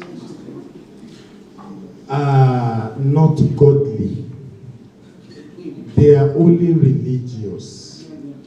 But they are too far away from godliness. Starting from the houses of God. I'm a Muslim. I'm a king by name. Starting from the houses of God, the mosque, and the church, we are not godly. We are only religious. Let me take it from there. Look around the country. We have more private universities built by the resources of the mosque and the church. And the members of the church that are downtrodden cannot afford to send their children to the same school. North, south, middle belt is of a minus than a plus. We need to change our orientation. We need to go closer to God. I'm a southern person. We don't have good leaders. Neither are we good followers. Neither are we good followers. Let's start from the mosque. If you belong to any mosque or church for 30, 40 years as a member, you won't get any recognition. No matter how Islamic knowledge you have, no matter the biblical knowledge you have, once a person comes to that mosque and is wealthy, in a week or 3 weeks, he becomes the chairman of that mosque or that church. I was discussing somewhere where I was a discussant yesterday. I said, go check round our spiritual fathers. They are not exemplary. You hardly see where an imam gives sadaqah or zakat. You hardly find where a pastor or a prophet gives out or 10%, but he collects. It's about changing our orientation as citizens of Nigeria. We have bastardized our background, and it starts from the family unit. Let's talk of our region or our state. Is our governor accountable? Is our councillor in our unit accountable? Is our chairman local government accountable? Is our imam in the mosque accountable? Is our pastor in the church accountable? Where you want to pretend you are godly, you have flip of jeep, flip of cars, and I was in Lagos someday, somebody went to church and he came back, and he didn't come with his watch. I asked him, he said, I've sown a seed with it. I said, you are idiotic, nonsensical, and you are mediocre. So, in a nutshell, I want to beg us all from this all, because it starts from our family unit. It starts from us. We need to change our orientation as a people. We need to change our orientation as an individual. And thank God we are converging here for a rebirth. And that's why I employ the convener and every organizer of this program.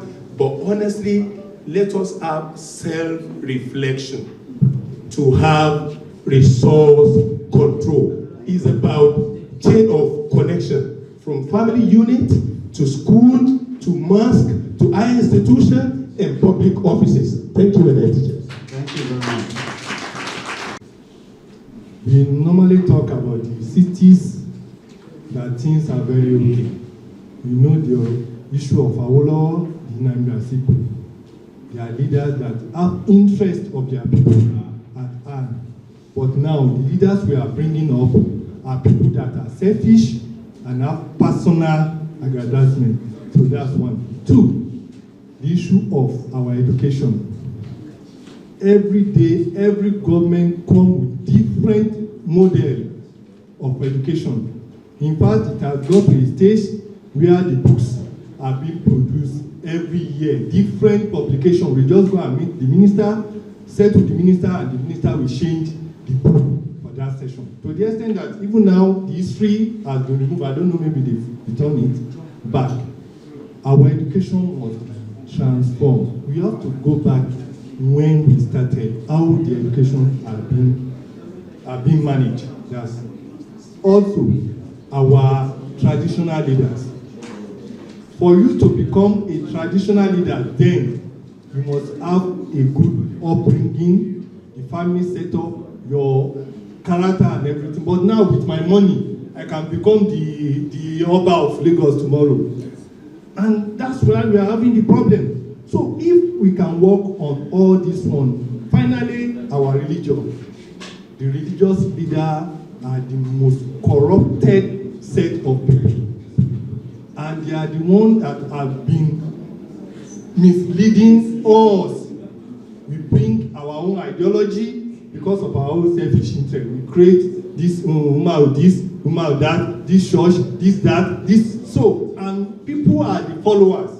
And because they have belief in us as a leader, we tell them what to do and they continue doing it. If we can be able to change this narrative, I believe Nigeria will be a better place. Thank you very much. In terms of the issue of the restructuring, because since in the 70s, so they have been clamoring for the issue of restructuring. They are clamoring for their own tax system, legal system, education system. And of course, the South, they are clamoring for resource control. The North Central, they are clamoring for the issue of the superior treatment to be abolished. The Southeast, they are clamoring for more states because they think that they are maltreated. So, yes, sorry, they are marginalized. Sorry, I'm sorry for using that word. They are marginalized politically, so because of the few states they have. But let's call a spade by its name. So all this issue of restructuring, so we should not forget about the issue of leadership. So in retrospect, although in the past I was a staunch supporter of the issue of restructuring, but you know, opinion is not fixed, so it's subject to be changed so at any time. But now I'm advocating for a good leadership, because even if Nigeria is restructured, so if there is no sincerity of purpose, so nothing will change. So that is just the fact. So the only problem of Nigeria is leadership. It is the failure of leadership.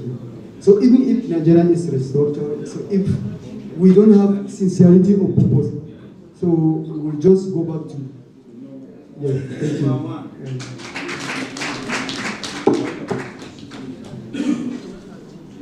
Okay. I think that's the last comment. Okay. Okay. One. In Kaduna State, we have Obasani as a governor, but Obasani did not come from Lagos. Tafawa Balewa did not come from Imo.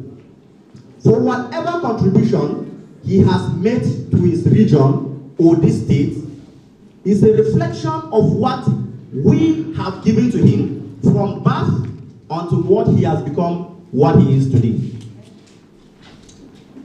Thirdly, resource control. It is not enough to just want to control your resources. The question is, who exactly are you entrusting these resources in his hands that you call your own brother? Because this is where we are actually going to. An Igbo man would want an Igbo brother to control his resources. He believes by so doing, he will have roads, he will have potable water, he will have this and that. But he's forgetting one particular thing. The federal government, in its own magnanimity, created some commissions. For example, we have the Niger Delta Development Commission, right? We have Northeast, and so on and so forth. But have we asked ourselves, since the creation of these commissions, what exactly have they done? You get to hear of billions that are allocated to these particular commissions that is supposed to manage a number of states, and then at the tail end, the whole story will end with so-so person has taken so-so number of amounts, so-so person has taken so-so billions, we need to send so-so person to prison, and so on and so forth. This has been our issue. So, if I have a house, and that house needs to be demolished because there's a gold deposit underneath, what will be my worry is, if the gold is removed, what will happen to me and my community?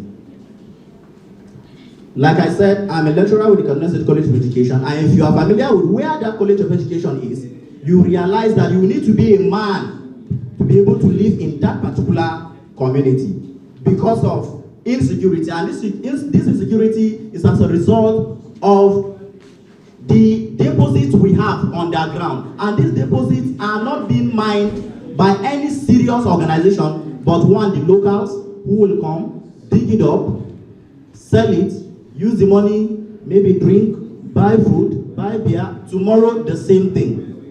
Every year you hear stories of how the building, the sand will collapse on their head and cover maybe 2, 3, 4, or 5. Even with that, you will not see anything tangible that these locals are able to do with these resources that they have been getting on daily basis. Then the Chinese, they come with heavy security men, sometimes soldiers, police, and so on. They take these resources and then go away.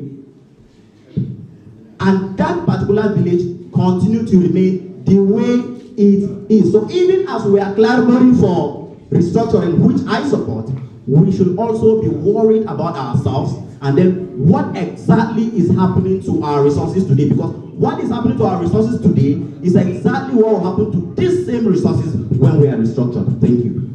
Thank you very much. I think I have one last one. Yes. Okay. No, somebody there. Somebody give one more person there. Last person, right? Yeah. No, that's last person. No. We are all here together, so after some time I'm going to lock this on. Since we want to talk, let's talk the talk. My name is Omega Anasali, student representative president, Kaduna State University.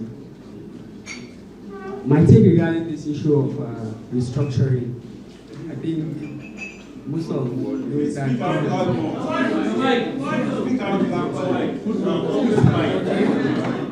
that commented before me have said it. Resource control is the caption matter. Yes, and the individual, we need to restructure ourselves. We need to change our ideology. We need to change ourselves. Because if we look at this country, we are blessed in terms of everything you can think of. In terms of human resources and mineral resources and natural resources. We have the best engineers in the world. We have the best practitioners in the world, but yet we are still struggling, to find our feet.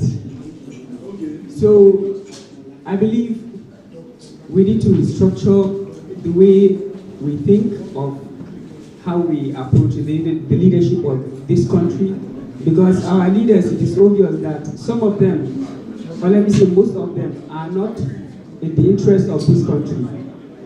And they are the ones leading all these institutions which give chance for you to come and participate in the issue of leadership of this country. So I believe we need to restructure ourselves. This is a step forward. Thank you all. Thank you very much. Bringing us together. And I also want to thank those who are there. I've been listening to inside London. My name is Banji Inoge, and I represent the Western Region Organization in the diaspora. We sent a solidarity message, and I think it will be part of the deliberation of the group today. However, I have a very short observation to pass around. Often, we seem to think that regionalism, or as some of you will say, restructuring is a new thing in Nigeria. It is not. Our forefathers met through negotiations and everything and decided that a true federal system for Nigeria will be the best. Those of you who are students of history, who actually understand or actually know how these fine constructions from people of the north, south, west, and everywhere was jettisoned by the military. Today, some of us who are not privileged to know the history of this are approaching this as if we are inventing the wheels. We are not. All we are saying is that the only time that every segment of our society got together to decide the future of Nigeria was the period before independence. And they agreed that a true federal system was necessary to bring about a multi-ethnic nation. Our problem began in January 15, 1966. That was the beginning of the military misadventure. Now, I don't want us to belabor some of these issues because I've been listening to people talking about revenue formula and all that. Let's return to where we started.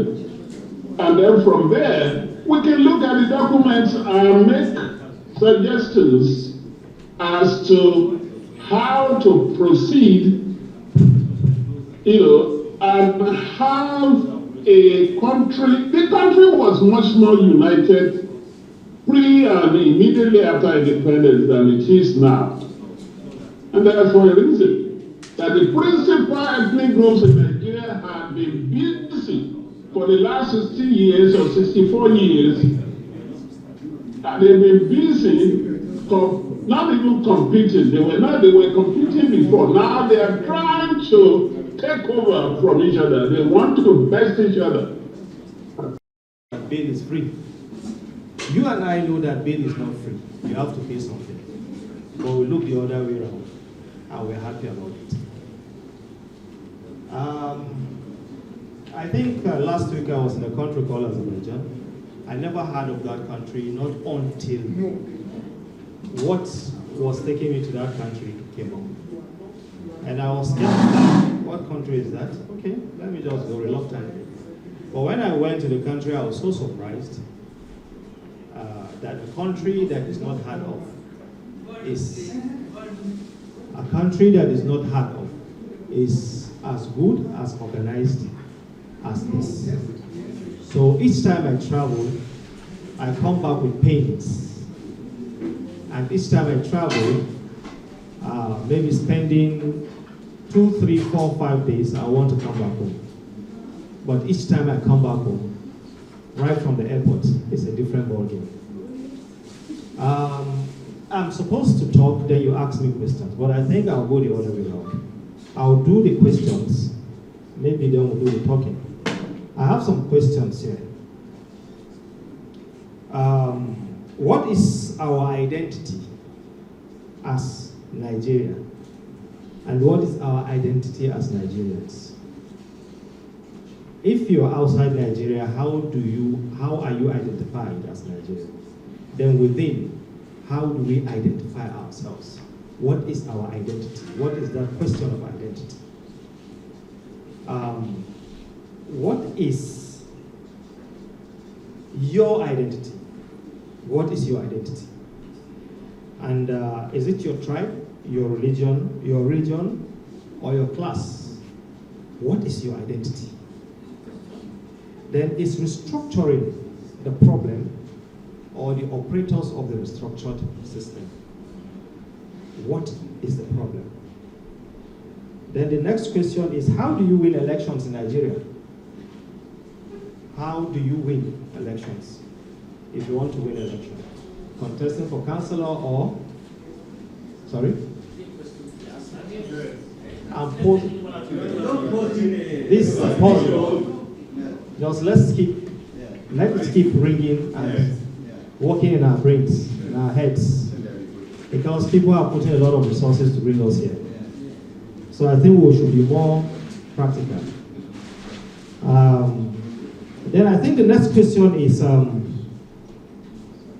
when you win election, what are the expectations from friends, from families, and the general public?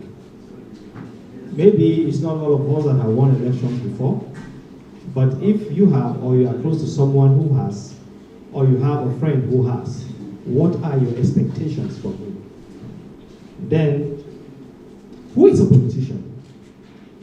Because I've had a lot of questions around politics. The politicians this, the politicians that. Maybe they came from Mars or from Jupiter. So we need to know who are these politicians. Then what is government? Then do we have bad government or bad people? Is government like this house that we're living? Is it like one road that we see? Or is abstract? What is government? Are governments organized by animals or by people? Who are these people? Are they from America, China, or Niger Republic? So what is government? Then the next question is, we've had issues of restructuring, right? We have the Niger Delta Development Commission, like we said. We have Ministry of Niger Delta, and we have 13% derivative, all to the Niger Delta region. Has it changed anything? I don't think so. Then the next question is, has the creation of more states solved our problem? Initially, it was, before the amalgamation, it was Northern Protectorate, is it Protectorate also? And the Southern Protectorate. Then the amalgamation. Then the regions, right? 3, north, south, west, southeast. Then, to take care of the minorities, the Midwest came in. Did it solve the problem of the minorities? Then we have 12 states. Initially, it was regional system, right? And we had a parliamentary system kind of government. But even then, they were clamoring. People were saying, no, it was wrong, it was this, that. And here we are today. Has it solved the problem? Has democracy solved our problem? Has the military government solved our problem? Has rotational presidency between the North and South solved the problem?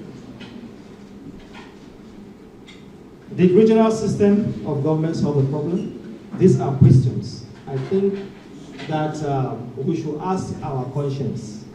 And as soon as we are able to attempt to answer some of these questions, then we have an input.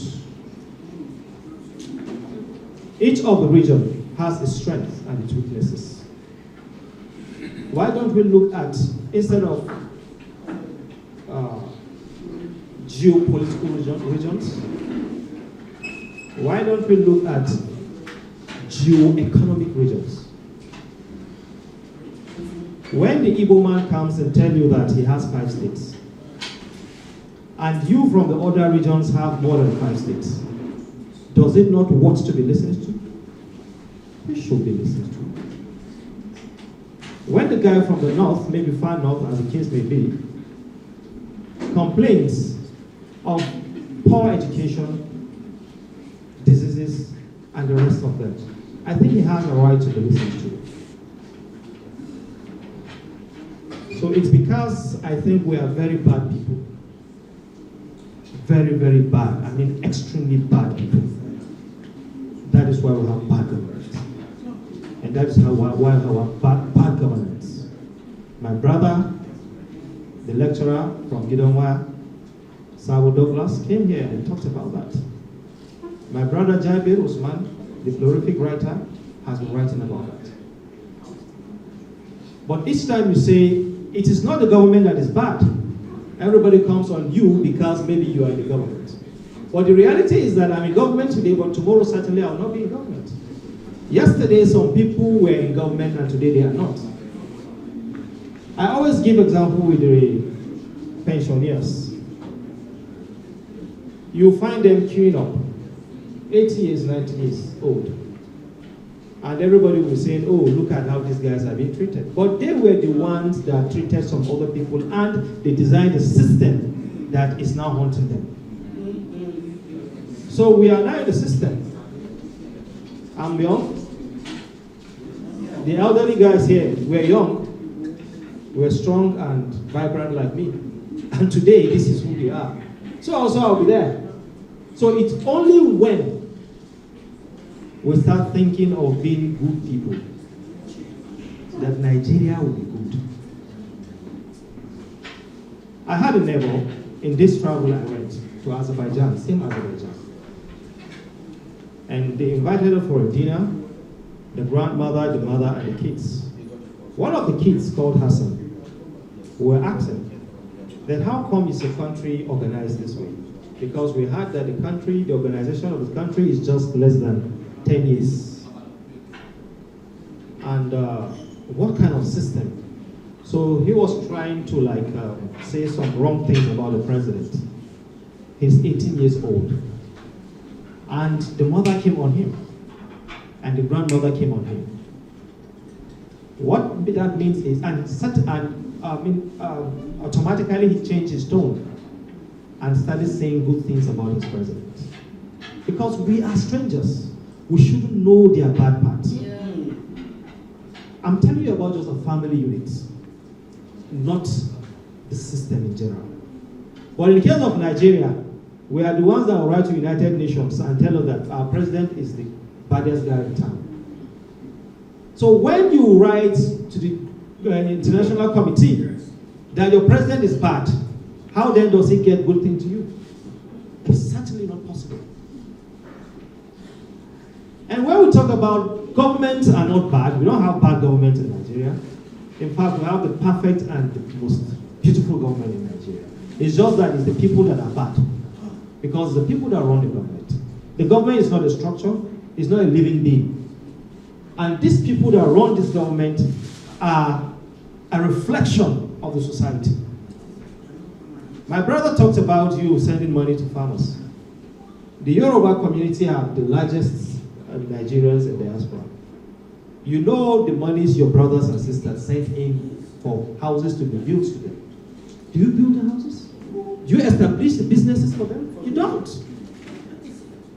I was in Azerbaijan again, and I met somebody. Before I went, because me, I will also forget say I get government appointment. I made contact, Nigerian community there. What do they want? Because I know once you're outside Nigeria, to get some food of Nigerian is a bit difficult.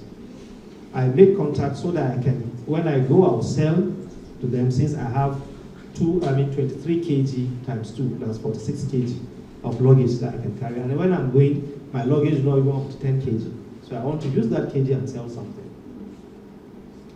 And I got what he asked me to get. When I went there, I don't know the value. And with a sincere mind, I told him that, okay, this is it. Take it. Just look at it, what is the value, and pay me off. And at the end of the day, after calling here, how far now, tomorrow I go, how far now, how far now. What he gave me was just a peanut of what the value is. It was actually, in fact, I told him that, just carry on, no worry, I don't want. But later on, I collected it. So, this is just a demonstration of who we are. Then the other good part of it is this. As long as you ask me, I'll tell you that Nigerian is the smartest person on earth. And Nigerian is the most intelligent person. But this intelligence only works outside Nigeria. It doesn't work here. And one thing I keep telling myself is, why does it not work here? It's because we are trying to outsmart each other. We are so intelligent that each time we try to outsmart each other. If not, there is no reason why Nigeria's naira should be 1,000 to Azerbaijani currency. I've traveled to about 11 countries, both in Africa and outside. And up to date, there is no country I've met that our currency is equal to, let alone better. We went to buy petrol. I'm taking us through this because it pains me. It's so sad, the situation we are. My children, I pity them. In fact, I reached a conclusion that, okay, let's just get what we eat and die, then our children continue from where we stopped. It's as bad as that. The students, you have a lot to do. And this system cannot be corrected from outside. I was an activist. but I cannot be activist because I cannot feed myself, let alone my family. In other places, if you are an activist, some funds are kept to support you because every system needs something to checkmate that system. And when you talk to government, or maybe I'm the essay of climate change, and you come to Kaduna and tell me that you've not seen trees planted, what is this essay doing?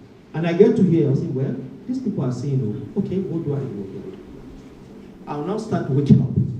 But when everybody is sleeping, I'll think I'm doing the best for everybody while I'm not doing anything.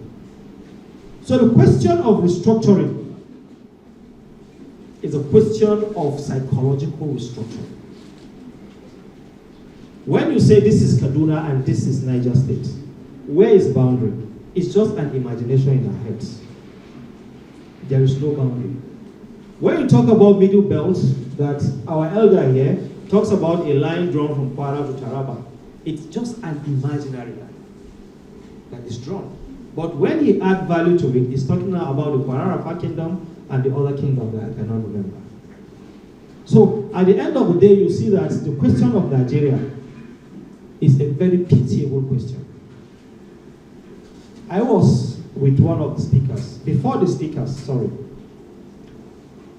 I traveled with a member of House of Assembly of one of the states. And I was surprised when he was lamenting to bad governance. Member of House of Assembly, a lawmaker, lamenting. Yeah, serious. So I now met a speaker of a state in Azerbaijan. While we're having one-on-one conversation, he was lamenting more than you about leadership in Nigeria. I said, the speaker, it's not making sense. I met a commissioner of a state.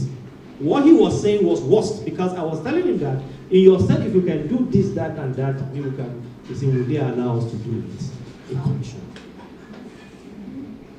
So if a council, an executive council member will be frustrated that he cannot do it, I swear, if you ask a governor, he will tell you that he's also frustrated. Wallahi tallahi. If you ask a governor, in fact, ask the president, he will tell you that he's frustrated. So who is frustrated? Who? That's the question. Who is frustrated who? And I have an idea to the answer. Only if you will listen to me. I had contested for elections for local government chairmanship, and I once contested for Deputy National Organizing Secretary of APC. Now, while you are contesting, you have to pay everybody. Practically. You have to pay. Am I lying? You have to pay. So, whether heavily or smallly, you have to pay. So now when you pay, and you got into the position, and you want to be a good person, forget that you want to bring back your investment. Let's assume you are a good person, and you want to fix the system. You have AIDS, and somebody wants to do a contract and is bringing 10%, and you say, no, that is not what you want. Your aides will go around and collect that money. And when they collect the money, your aides will certainly influence your decision whether you like it or yes. You cannot do anything about that. If you are a leader, even in your house, your children and your wife will always influence your decisions. When they take that money, they will influence your decision to do the bidding of that contractor. You cannot go to do sightseeing or to do monitoring and evaluation. You have to assign somebody to do it. And this guy will report to you that everything is fine. And at the end of the day, everybody will insult your government that you're doing an inferior job. And you are a good person. You don't take bribe, you are not corrupt. That is that.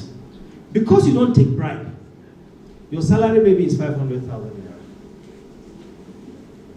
And when you wake up every morning, you have 500 people to take care of every day.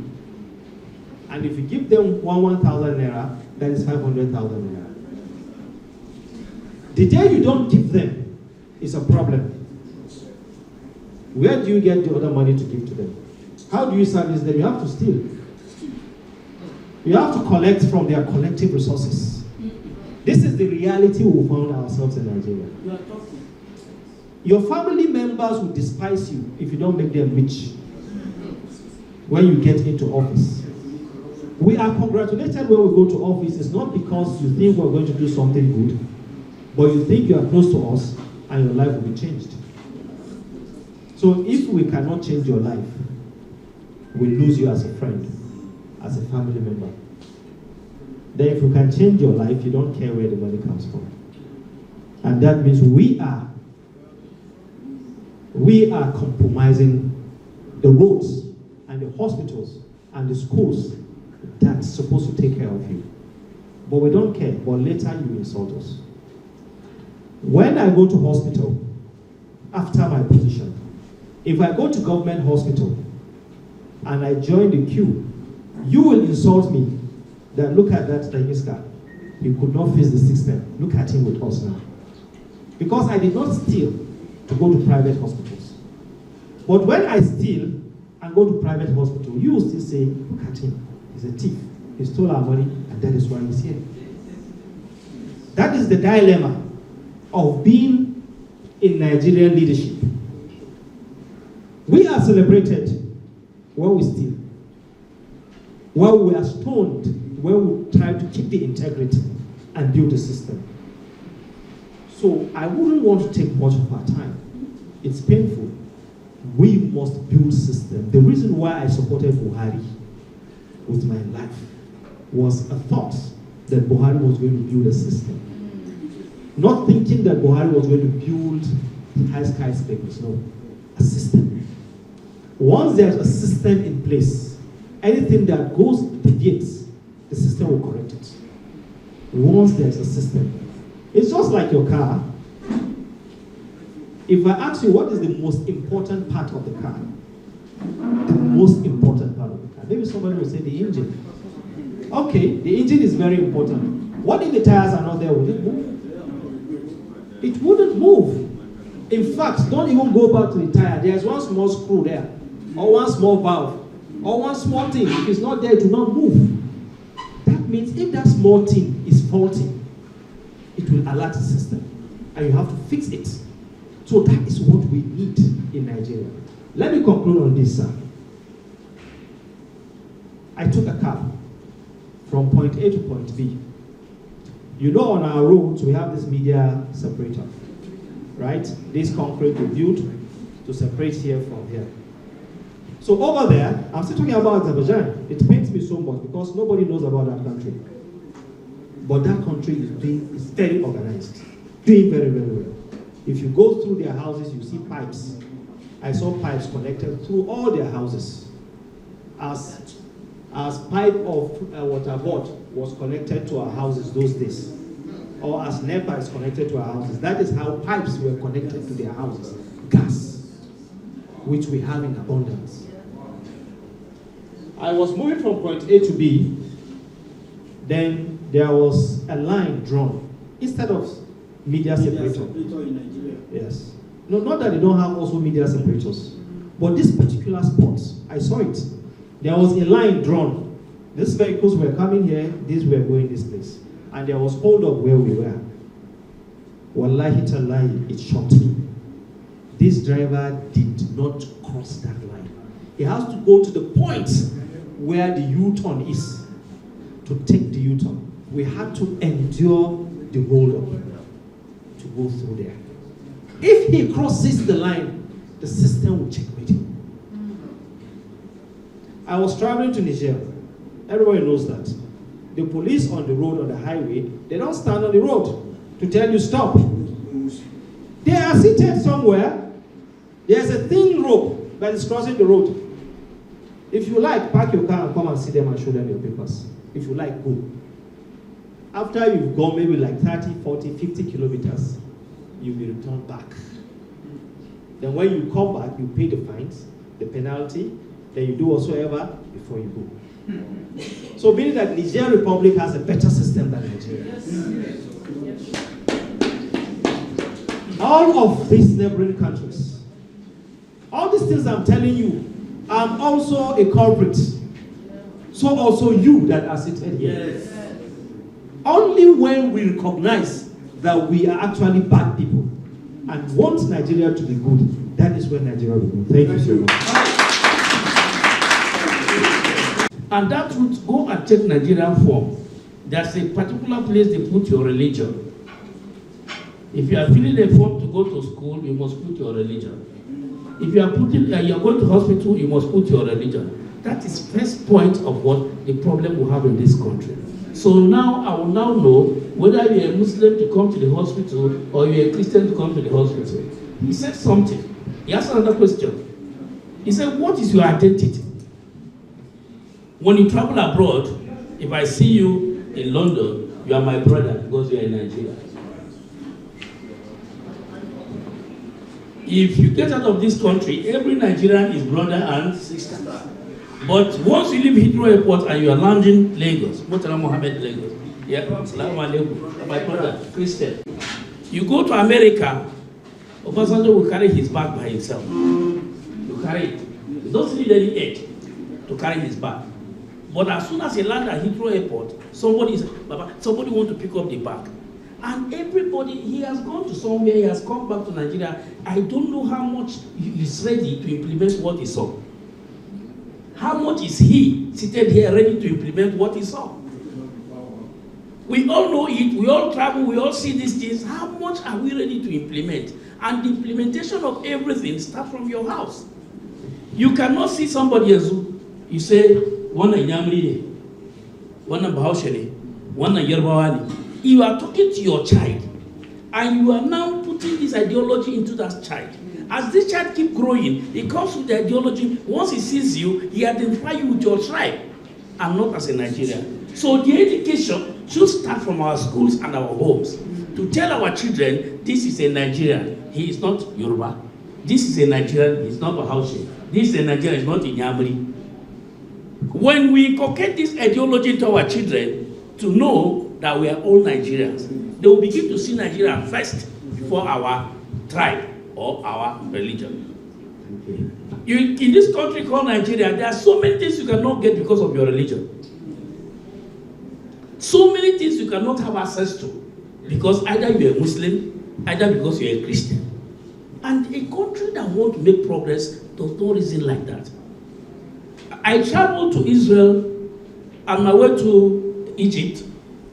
In that country, the leader, I am a Christian. Our team leader, I knew he's a Muslim.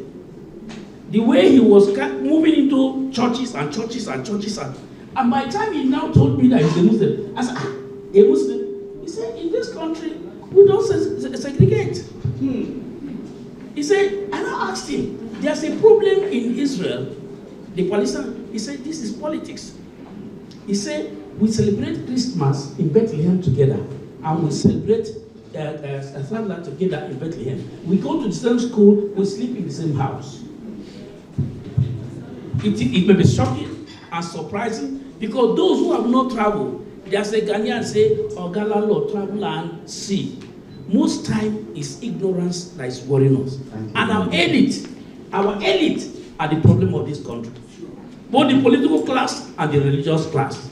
Because if the man can come to the mosque and tell people in the mosque the truth, they will carry that ideology out. If a pastor can come to the house and tell people the truth, they will carry that ideology to the house. If a father can come and tell the child the truth, he will go out and behave well. So we have a problem.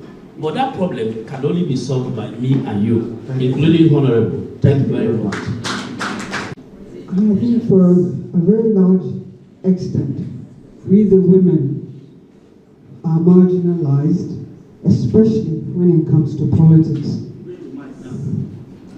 Especially when it comes to politics.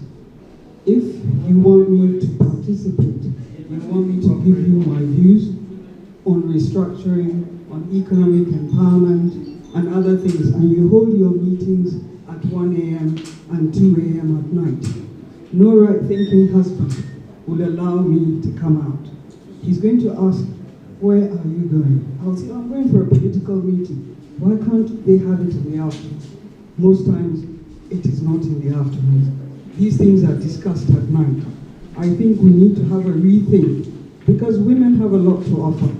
And apart from the few cases of corruption that we've seen with women, by and large, if you give a woman position, she will hold it sacrosanct. She will do what is humanly possible to move this country forward.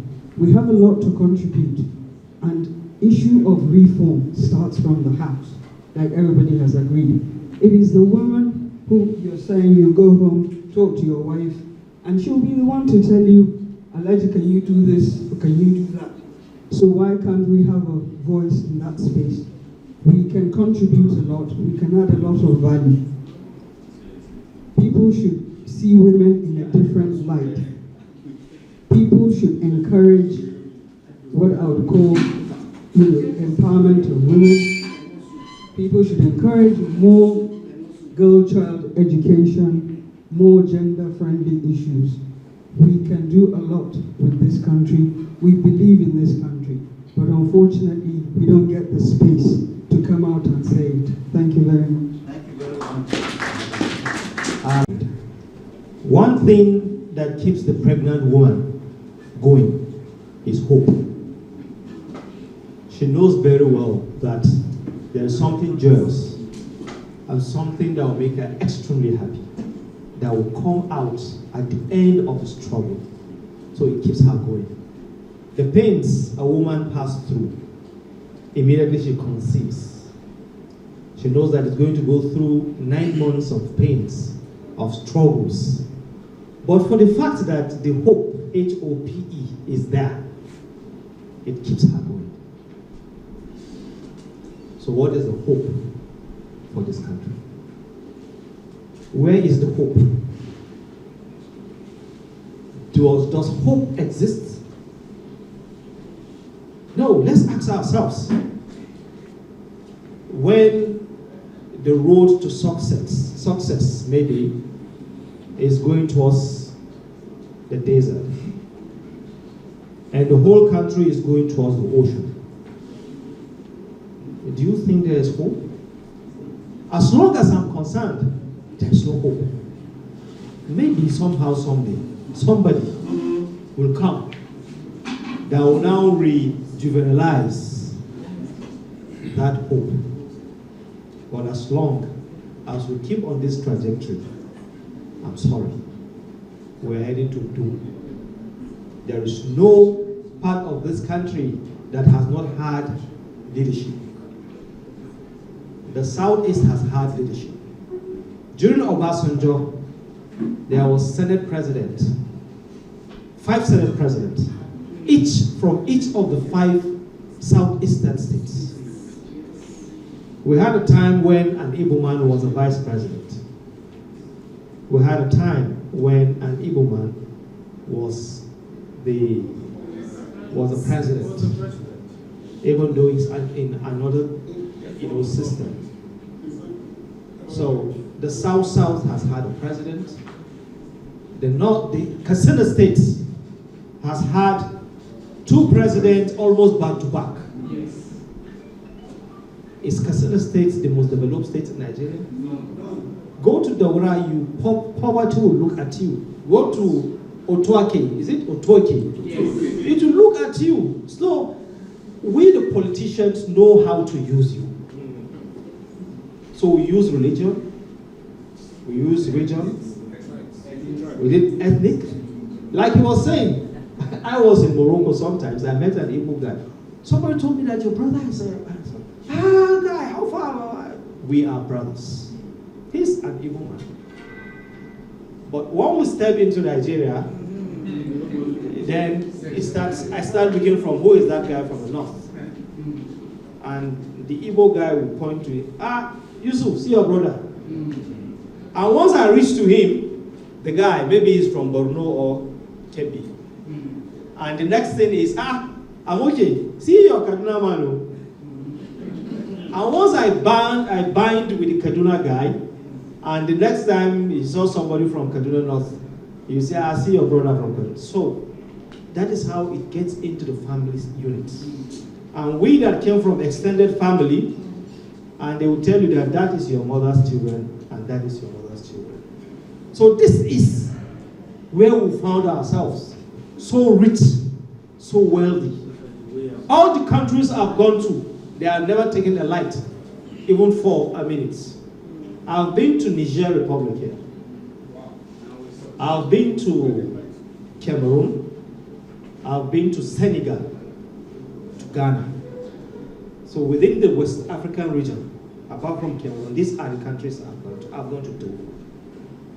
Even though I didn't stay in Togo long to understand that. But all of these countries I've gone to, both in Africa and outside, NEPA will never go. But when you come to Nigeria, it's a different ballgame. What is about this light? What is it? Womenene, what is it? What is it about this light? This light that we cannot get? Small country, we're going through one of their, Oman.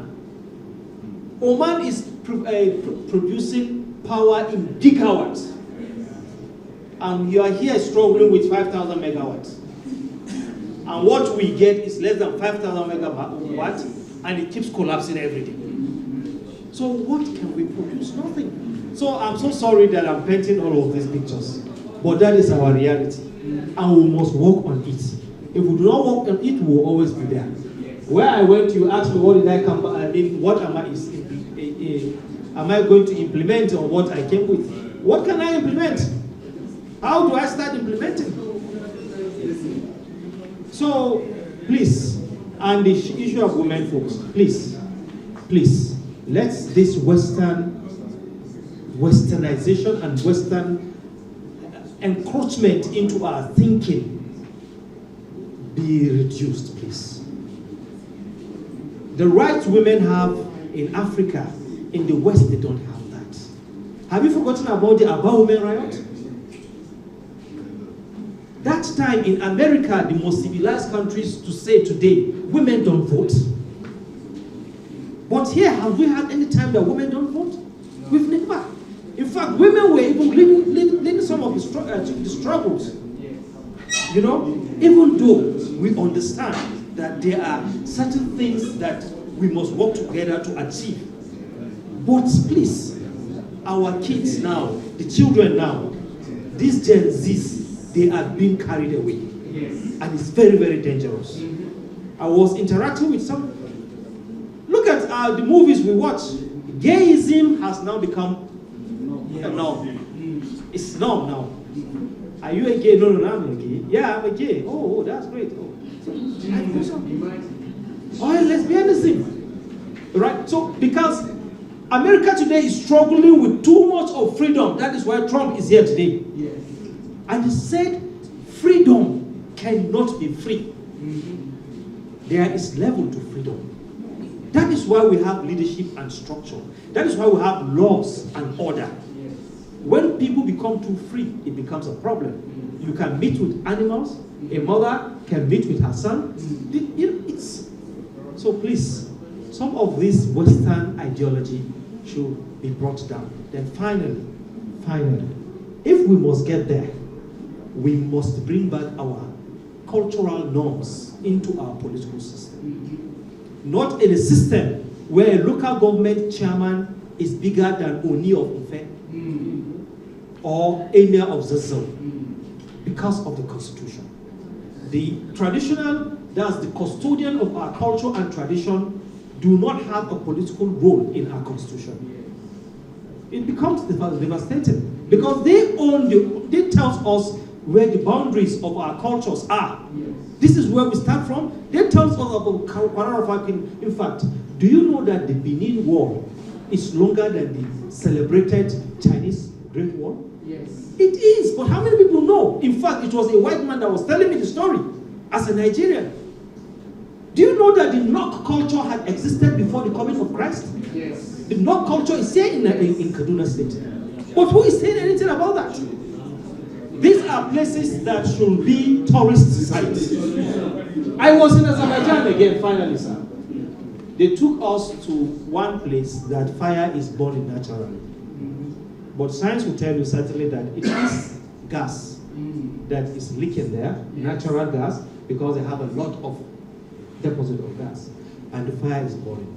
So what they simply did was to cordon that space, build a cafe, build a restaurant, demarcate the place, and put it as a tourist site. We had to pay money to just go and sit there and snap. Yes. We have 100 of such natural occurring activities in Nigeria, but nobody is paying attention to them. So this is our reality. Okudukatu Ranch was built by a visionary leader, but go to Okudukatu Ranch today and you see what is there. Yes. So I don't know what is wrong with us. I don't know. But I pray that one day our children will get it right. Thank you so much. So please, I need to go. Thank you so much. Are we good?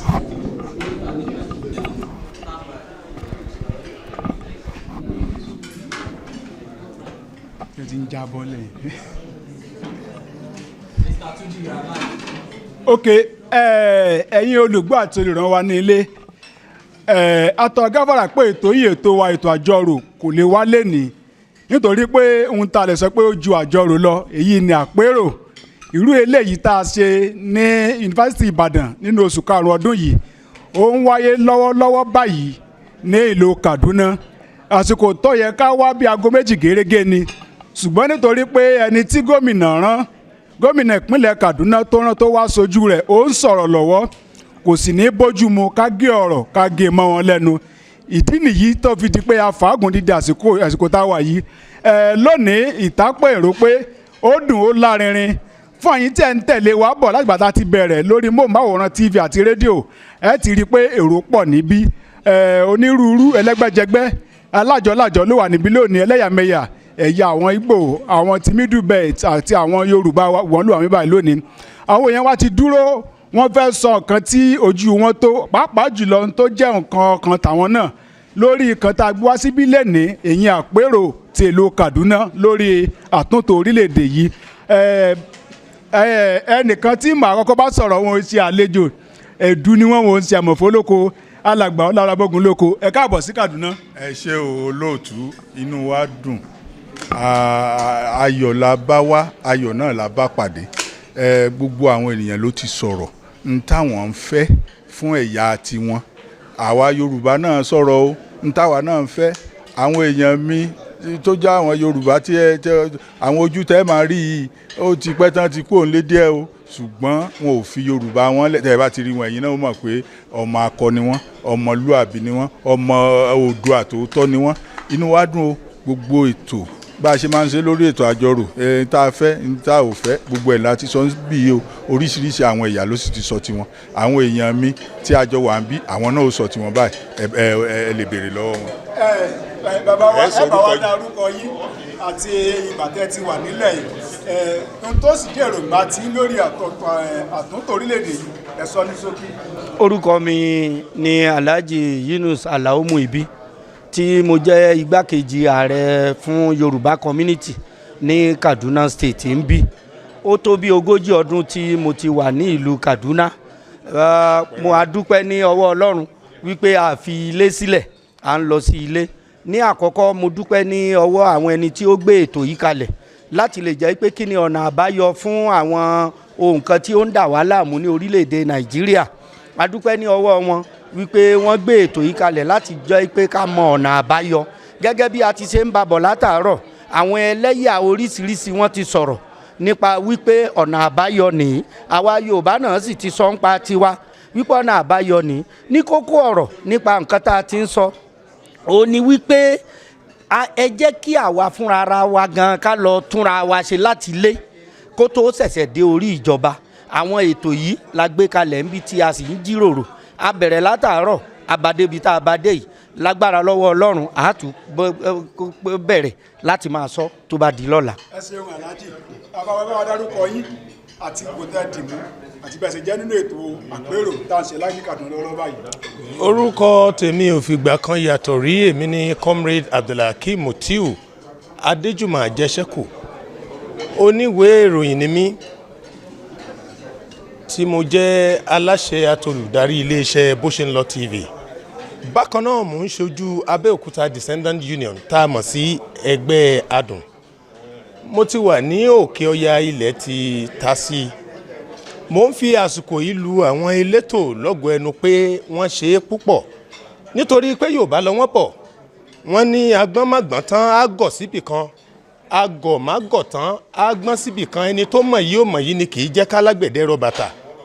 Ìdí nìyí tí mo fi lù wọ́n lọ́gọ̀ ẹnu pa pé wọ́n ṣe ètò àpérò forí tútù àtorí gbígbẹ láti sọ ẹ̀hónú wọn lórí ìdàgbàsókè àti ìpèníjà tá à ń kojú lórílẹ̀‐èdè Nàìjíríà. Eléyìí ló gbé wa dé gbọ̀ngàn ibi tá a wà ní agbègbè Bánáwá nílùú Kaduna lénìí. A ti bẹ̀rẹ̀ sí í ṣèyànnàná gẹ́gẹ́ bí a ti ṣe mọ̀ pé ọdẹ tó ta tí ó tọ̀ ẹran dín ẹran rú wọn yà. A ti ní ìpín àkọ́kọ́ nípa àjọrò léè tí a fẹ́ jẹun ká tún wọ ìpín ẹ̀kejì. Àwa tá a dẹ̀ jẹ́ ọmọ odù tó dá wà tí í ṣọmọ Odùduwà. A ti fẹ̀hónú wa hàn, a ti fààyè wa hàn tá a fẹ́. Àwọn tán wà láríwá fi ti wọn hàn, àwọn tán wà láàrin gbùngbùn tá a mọ̀ sí middle belters, àwọn náà ti sọ tiwọn léyìí tá a nígbàgbọ́ pé dúndùn lọ́sàn yóò so Ọlọ́run kó ṣe ń rọrùn. Ẹ ṣeun bá wa ẹ káàbọ̀ síbi àpérò àjọ tí dìrìbàt tí wọ́n gbé kalẹ̀. Kí lẹ rí sọ sí ètò yìí? Orúkọ yín àti kẹ́tọ̀ sí ètò yìí. Tó mo dúpẹ́ ní ọwọ́ àwọn rìbá tí wọ́n gbé ètò yìí jáde. Orúkọ tèmi ni Alhaji Sheriff Olútúsìn tí mo jẹ́ alága gbogbo ọmọ Èkó tó wà ní Kaduna. A dúpẹ́ bí mo ṣe sọ lákọ̀ọ́kọ́ lórí ètò tó gbé wá. A dẹ̀ ti sọ èyí tí àwa mọ̀ pé tí ìjọba bá lè ṣiṣẹ́ lórí ẹ̀ tó lè mú ìlọsíwájú bá Nàìjíríà. Àwọn ò gbálérò pé ká pín yẹ́lẹyẹ̀lẹ ṣùgbọ́n à ń wò pé tí a bá jìjọ mọ nǹkan tí ẹnì kọ̀ọ̀kan wa ń fẹ́ à lè jìjọ jókòó gẹ́gẹ́ bí ọmọ ìyá. Ṣé wọn pé tá a bá jẹ́ family ńgbẹ̀mí wọ́n máa ń pe àpérò pé ní meeting pé ká ṣe meeting family tó ní kálukú máa sọ pé ẹ̀wọ̀nú ẹ̀ àwa ti sọ tiwa, àwọn elédè tó kù náà ti sọ tiwọn. Ṣùgbọ́n a nígbàgbọ́ pé tí gbogbo àtàbájìjọ gba ọ̀rọ̀ yìí rò tá a jẹ múṣẹ bí a ṣe sọ pẹ̀lú ògo Ọlọ́run Nàìjíríà máa nílọ síwájú. Ẹ ṣeun ẹ bá wa kí àwọn èèyàn nílé. Kí n tó kí àwọn èèyàn wa mo dúpẹ́ lọ́wọ́ àwọn tó organize nǹkan tá a ṣe lọ́wọ́ rẹ̀ bá ti. Orúkọ mi ni Alhaji Olóyè Fàsásí Akíntúndé tí mo jẹ́ ààrẹ gbogbo ẹgbẹ́ ọmọ Ọ̀ṣun ní Kaduna. Bí àwọn tó sọ síwájú ti sọ kò ní dá ká pín yẹlẹyẹlẹ ṣùgbọ́n nínú èrò tájọ ń gbà tájọ ń sọ ń sìn à ń gbàládùra pé gbogbo nǹkan tá a bá sọ bí wọn á lè bá wa fi sọ ránṣẹ́ sí àwọn ìjọba. Resource control tí wọ́n ti ń sọ tipẹ́tipẹ́ ó yẹ ká mọ̀ nípa ẹ̀ bí tá ń gbà lọ.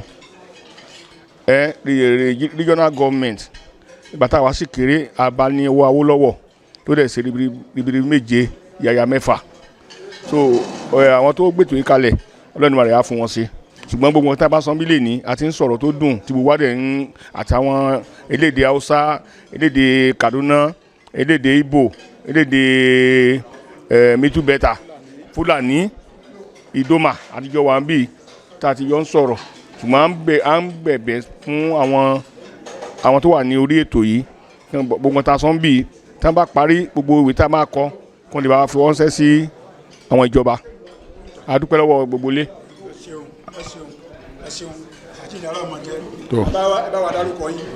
Ẹ̀wẹ́rẹ́ líle o Òkèlérè ọmọ ìlú Ìgbàjọ ni èmi jẹ́. Ọmọọba Adérẹ̀mí Fádàùnsí. Mo ti wà ní Kaduna ó tójọ́ mẹ́ta. Ó wà lára àwọn tí àwọn olùdarí ètò yìí kọ́kọ́ pè fún ètò yìí gangan. Èmi ni mo sì ṣe agbátẹrù bí gbogbo àwọn tó jẹ́ Yorùbá tí ó ní àǹfààní láti wá síbí àti láti sọ̀rọ̀ ń bí lónìí wọ́n ṣe wá síbí.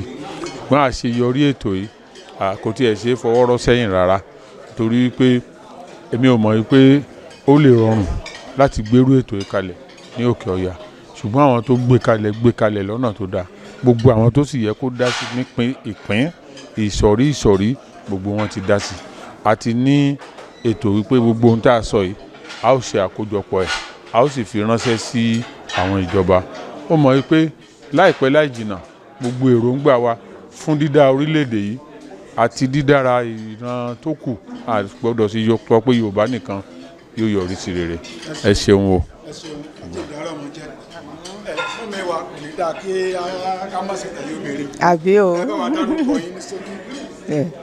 èmi ni ìyáàfin Reverend Grace Fadahunsi oníwàásù ni mí níjọ Baptist mo Èkìtì ni mí mo fẹ́ wọn ní Ìgbàjọ ìyàwó ọmọọba Adérẹ̀mí Fadahunsi ni mí.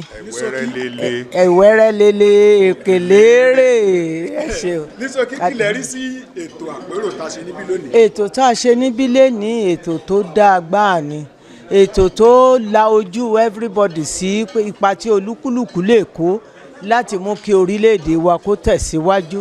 a ti sọ̀rọ̀ nípa yí pé àwọn obìnrin bí ìgbà tí constitution wa ò fàyè gba àwọn obìnrin láti ṣèjọba nítorí ọ̀nà tí wọ́n ń gbà ṣùgbọ́n nínú ètò ilé ní olúkúlùkù wa ti rí pé ká fàyè gba àwọn obìnrin. ìkejì náà ní pé ètò àyípadà fún orílẹ̀-èdè wa ó bẹ̀rẹ̀ pẹ̀lú èmi àti ẹ̀yin ó bẹ̀rẹ̀ láti inú ilé ẹnìkọ̀ọ̀kan wa ó bẹ̀rẹ̀ pẹ̀lú pé kí olúkúlùkù wa káríra wa gẹ́gẹ́ bí ọmọ orílẹ̀-èdè ká má fi àyè gba ẹ̀sìn àti ẹ̀yàmẹ̀yà káríra wa gẹ́gẹ́ bí ìkan wípé ọmọ orílẹ̀-èdè Nàìjíríà ni wá nípa eléyìí ìtẹ̀síwájú yóò bá orílẹ̀-èdè wa ìgbàgbọ́ mi náà sì ní pé gẹ́gẹ́ bí oníwàásù orílẹ̀-èdè Nàìjíríà yóò tẹ̀síwájú yóò dára fún ẹ bá wa dárúkọ yín. ẹ kú ilé gbogbo ilé o orúkọ tèmi ni Alhaji Abiodun Adesokan Kamarudeen mo jẹ́ aṣojú Ọ̀yọ́ State ní ibi ìjókòó yìí bẹ́ẹ̀ ni bákan náà mo tún jẹ́ representative Ìbàdàn tí bàbá wa Dìkínlọ́lá Dẹ̀jọ tí wọ́n jẹ́ tí wọ́n kó jọ níbí báyìí lénìí. ẹ ṣeun kí lẹ rí sí ètò àpérò tá a ṣe lónìí àti pé báwọn yẹn ṣe tú àyà sí báwo ló jẹ́ kóríyá fún mi sí.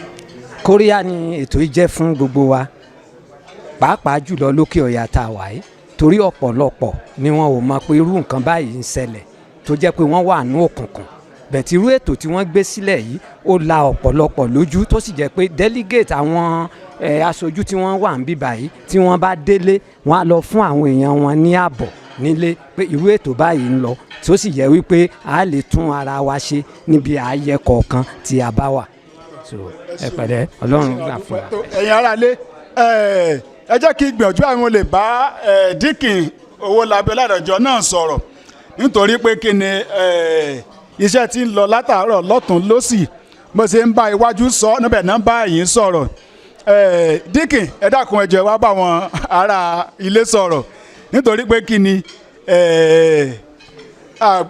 lè ṣe kíní kan ká pé tí kíní kan báwo lálàkọ̀ jẹ́ kí n béèrè kí ni báwo ni ṣe dùn sí lónìí. ṣé tó ń béèrè irú yẹn ni ẹni ó bá rójú mi yẹn ó mọ̀ pé inú mi dùn ẹni pé adájọ́ ọjọ́ pé èrò dẹ̀ pé Ọlọ́run ò jẹ́ ká gbọ́ pé nìkan kọsẹ̀ lójú ọ̀nà nígbà tó ń bọ̀ ọpẹ́ ńlá ni mi rò ká ẹ tí ì mọ̀rú àwọn tó jókòó àwọn Haúsá pọ́nbélé ní kí n pè wọ́n wà láàrin wa ń bí àwọn ọmọ Ìgbò wà láàrin wa ń bí mo rò pé ẹ ti bá àwọn ọmọ Yorùbá sọ̀rọ̀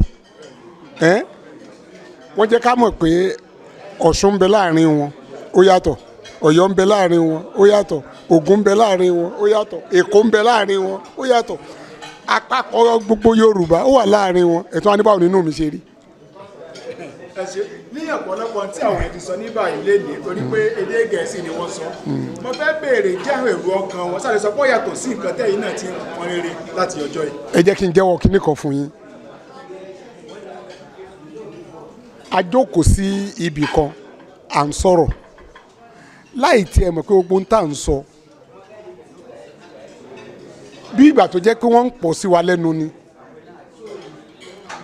gbogbo nǹkan tá à ń fẹ́ ìnà àwọn ará bí yìí ń fẹ́ tínú wọn sì ń dùn tára wọn ń yá pé ok ẹ jẹ́ kí n jẹ́wọ́ kínní kan ẹnìkan pè mí sẹ́yìn ìgbà wo lẹ ti bẹ̀rẹ̀ ilé táwọn ò mọ̀ mo ní ẹ má bínú ẹ ṣe wá ṣe à ń gbé bọ̀ ń bí nísìn mo ní àní ẹ má bínú kí ni nǹkan tẹ́ ẹ fẹ́ lání kẹ́ ẹ wá sọ irú nǹkan tá a fẹ́ kẹ́ ẹ máa sọ lélẹ́yìí pé tírú yín bá ti wà ní inú mi dùn pé ohun tá a gbé dání ìbá àwọn tá a pè inú wọn dùn sí.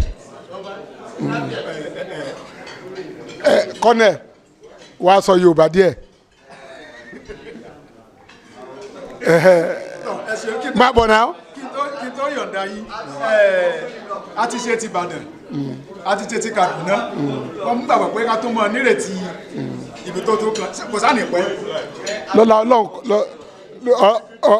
Ọlọ́run kò ní pẹ́ ọmọ ìyá mi kan nìyí kí lorúkọ rẹ.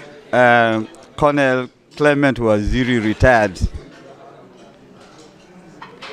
ní irúkọ mi. ọmọ ẹgbẹ́ TRG lẹ́ni. Bẹ́ẹ̀ ni. ọmọ bo ni. I don't understand. Where are you from? Okay, Niger State. Okay. Tẹ́ ẹ bá rí ọmọ Niger tó gbé TRG sọ́rùn kò yẹ kó tí ì yé yín ni ẹ wá ń béèrè púpọ̀ nínú mi ṣe rí thank you and God bless you. Amen. Ẹ̀yin aráalé ẹ ti gbọ́ òun lẹ́nu Dikin Owólabí Ọládẹ̀jọ wọ́n ní kò ní pẹ́ nítorí pé kí ni ètò tí bí ó dùn. ilẹ̀ East ilẹ̀ Igbo ẹ má tó pé ilẹ̀ Igbo East là ń lọ torí East náà èmi ò tètè mọ̀ pé bó ṣe wà ní òkè ọ̀yà náà ló wà lọ́dọ̀ wọn kì í ṣe gbogbo wọn náà ní Igbo ẹni tó bá yín sọ̀rọ̀ nísìn ọmọ Niger State ni retired colonel ni bẹ́ẹ̀ kì í ṣe Haúsá kì í ṣe Fúlàní bẹ́ẹ̀ lójú àwọn èèyàn wa tí wọ́n bá ti sọ pé òkè ọ̀yà ló ti wá Haúsá ni ṣó yé nísìn ayàtọ̀ àwa láwa apẹ̀rẹ̀ wa pé kí ni nǹkan tá a fẹ́ inú wọn ṣe ń dùn aṣojú inú àwọn olùbáṣiṣẹ́ gómìnà ó wà ń bí tó jókòó látàárọ̀ tó ń gbọ́ nǹkan tá à ń sọ kò mọ̀ kí mò ń wó òun bó ṣe ń kọ nǹkan lẹ̀ mo ní kí ni nǹkan tó ń kọ́ lẹ̀ òun kan sọ fún mi ó ní kí ló kàn mí mo dẹ̀ sọ mo ní tó kàn mí ni kí mo fẹ́ mọ tó fẹ́ fi ṣe ó kọ́ dì mọ́ mi pé Ọlọ́run ó fún yín ṣe ntí àmọ́ gbàládùra ni pé kọ́lọ́hún fún wa ṣe ẹ ṣé mo dúpẹ́. ẹ ṣé ẹ̀yin aráalé ẹ ti fún ní kókó àdúrà torí tá a bá sọ̀rọ̀ gbá mi bá wọn ni pé Ọlọ́run náà láwọn pé ọ ti ní kọ́lọ́ ṣe kí ni kọ́lọ́hún fún wa ṣe ni kò wá ṣe pé kákáwọ́ gbéra nítorí wípé àyà ti bẹ́lẹ̀ ó ti bẹ́ sáré náà nìyẹn lónìí gẹ́gẹ́ bí mo sọ síwájú àárí àwọn tó jẹ́ ìyá Ìgbò wọ́n wá àwọn aṣojú Yorùbá níranran lórílẹ̀‐èdè ìpínlẹ̀ wọ́n wà níbí àwọn Fúlàní wọ́n wà níbí àwọn Haúsá wọ́n wà níbí kálukú ti sọ tí middle belt wọ́n ti sọ títí wọn tọ ẹ má jẹ́ kí n da yín lágara nígbà tí ó bá di ọjọ́ mẹ́jọ ẹ mọ rí ẹ̀kúnrẹ́rẹ́ ìròyìn ó tó ṣẹlẹ̀ ní Kaduna lórí àpérò àtúntò Nàìjíríà èyí tá a ṣe tọ lórúkọ àjọ ribat mo kì í wí pé ẹ má bá yẹn já o orúkọ tèmi ni Túnjí Adéyẹfà ó dàbọ̀. A member of the Igbo community, we want to sincerely send our congratulations to the Rebirth Group, the chairman and members of the Rebirth Group. It's a group worth identifying with. What they have done is wonderful because trying to sensitize people and make people to be aware or contribute, because it's not everybody that has the opportunity to put his wares across the government. I want to say congratulations. And all we're saying is restructuring, very important. Restructuring, this is the time to do it, and we are saying the issue of what do you call it? The issue of saying these people are the owner of this and the owner of that will not take Nigeria anything. Rather, we should advocate for residency Wherever you are, you're a resident of that place. You should be able to participate. You should be able to contribute to your quota. And we also say this issue of saying presidency is rotational. It will not help this country. We should search who is the best person that will take Nigeria to a promised land, should be given leadership. And if that person lead, everybody should give him support. If not, we'll continue with when it is your brother that is the president, you support him, whether it's wrong or right.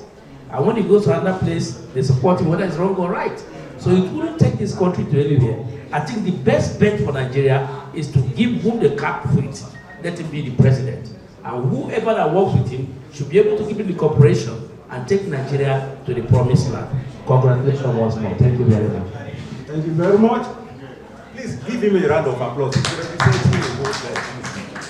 What kind of attitude Afenifere has to this program? The title is A Salute on Commitment to Restructuring and True Federalism. And he said that, as I said, it's from the leader.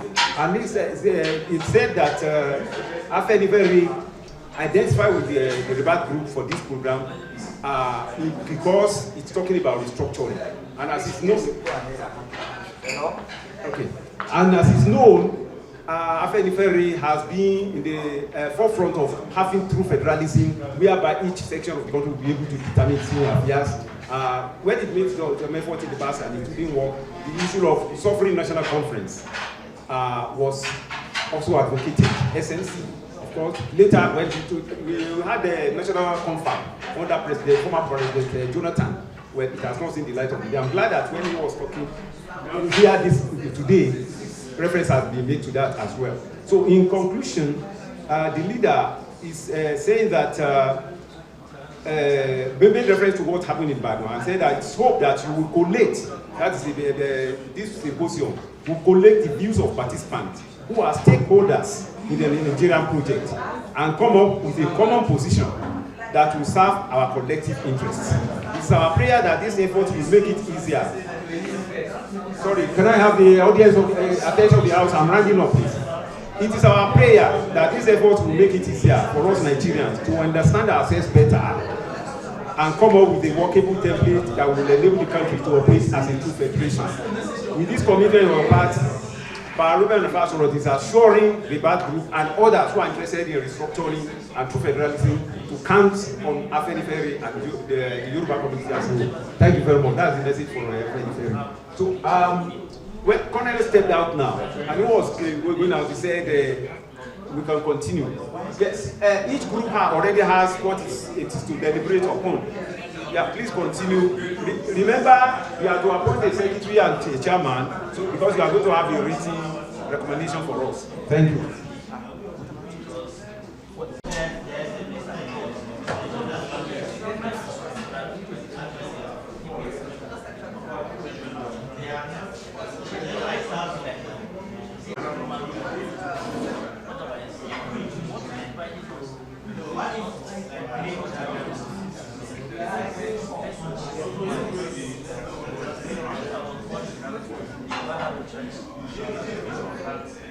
Báwo ni yóò ṣe wà? Èyí jẹ́ kókó mẹ́rin pàtàkì tí wọ́n ń sọ lọ́wọ́lọ́wọ́ báyìí. Ní àìpẹ́ láì jìnnà, a gbé àbájáde wọn, a máa gbé jáde. Léyìí tó sì jẹ́ wípé ìwà náà la máa fi etí gbọ́. Àpérò Kaduna lórí àtúntò ó ń tẹ̀síwájú. Àwọn tó wà ní Òkè Ọya, àwọn náà wà nínú ètò yìí. Wọ́n ń wò wá, wọ́n ń gbọ́ wa lórí Zoom. Ọ̀pọ̀lọpọ̀ wọn ti sọ èròǹgbà titi wọn náà. Àwọn kan ò tí ì sọ titi wọn. Àti àárọ̀ lẹ́lòmíì tí ẹ̀ ti join pẹ̀lú wa. Nítorí dé èyí, ètò tó ṣe kíni tó lárinrin ni. Ẹ mọ́ tí dìde o, ẹ kú ìkàlẹ̀, ẹ ṣé.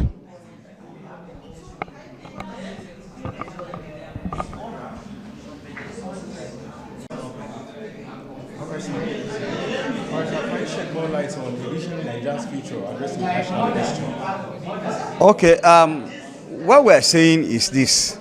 Let's look at Nigeria holistically and let's forecast ahead and see what we're presently practicing. Is it meeting our needs now? And what will happen in the future? So if it is not meeting our needs now, then it cannot address the future.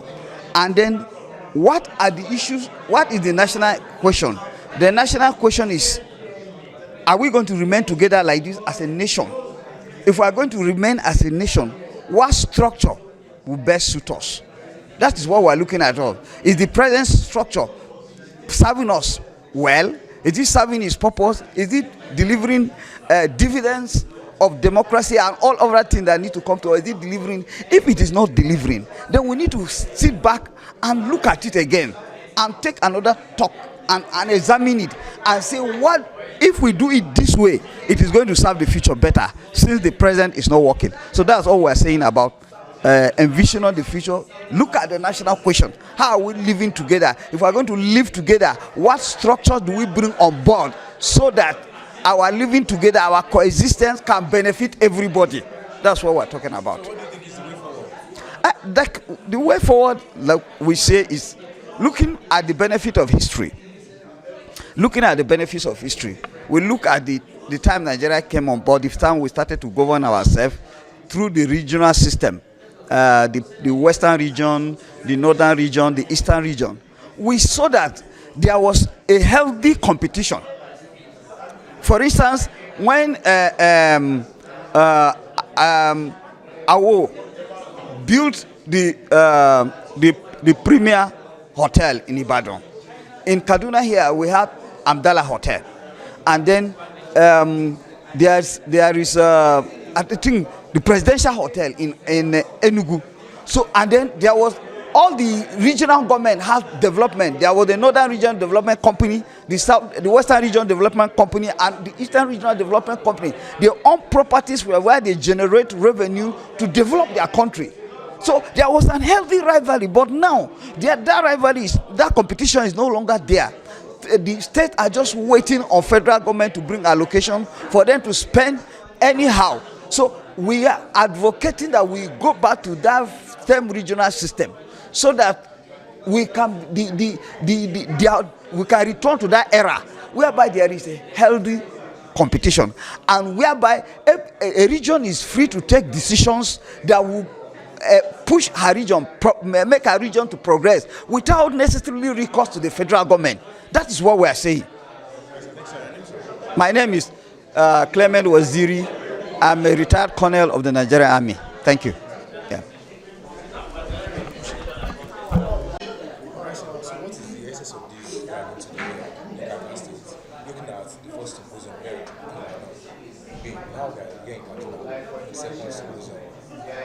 The whole essence of the symposium is simple.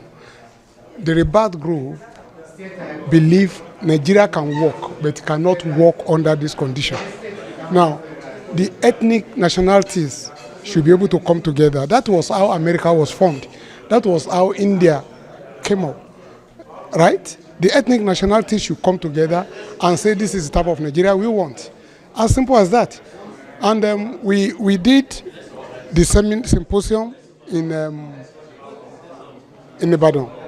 It was successful. And I must tell you, maybe my face will show you how excited I am at what we have.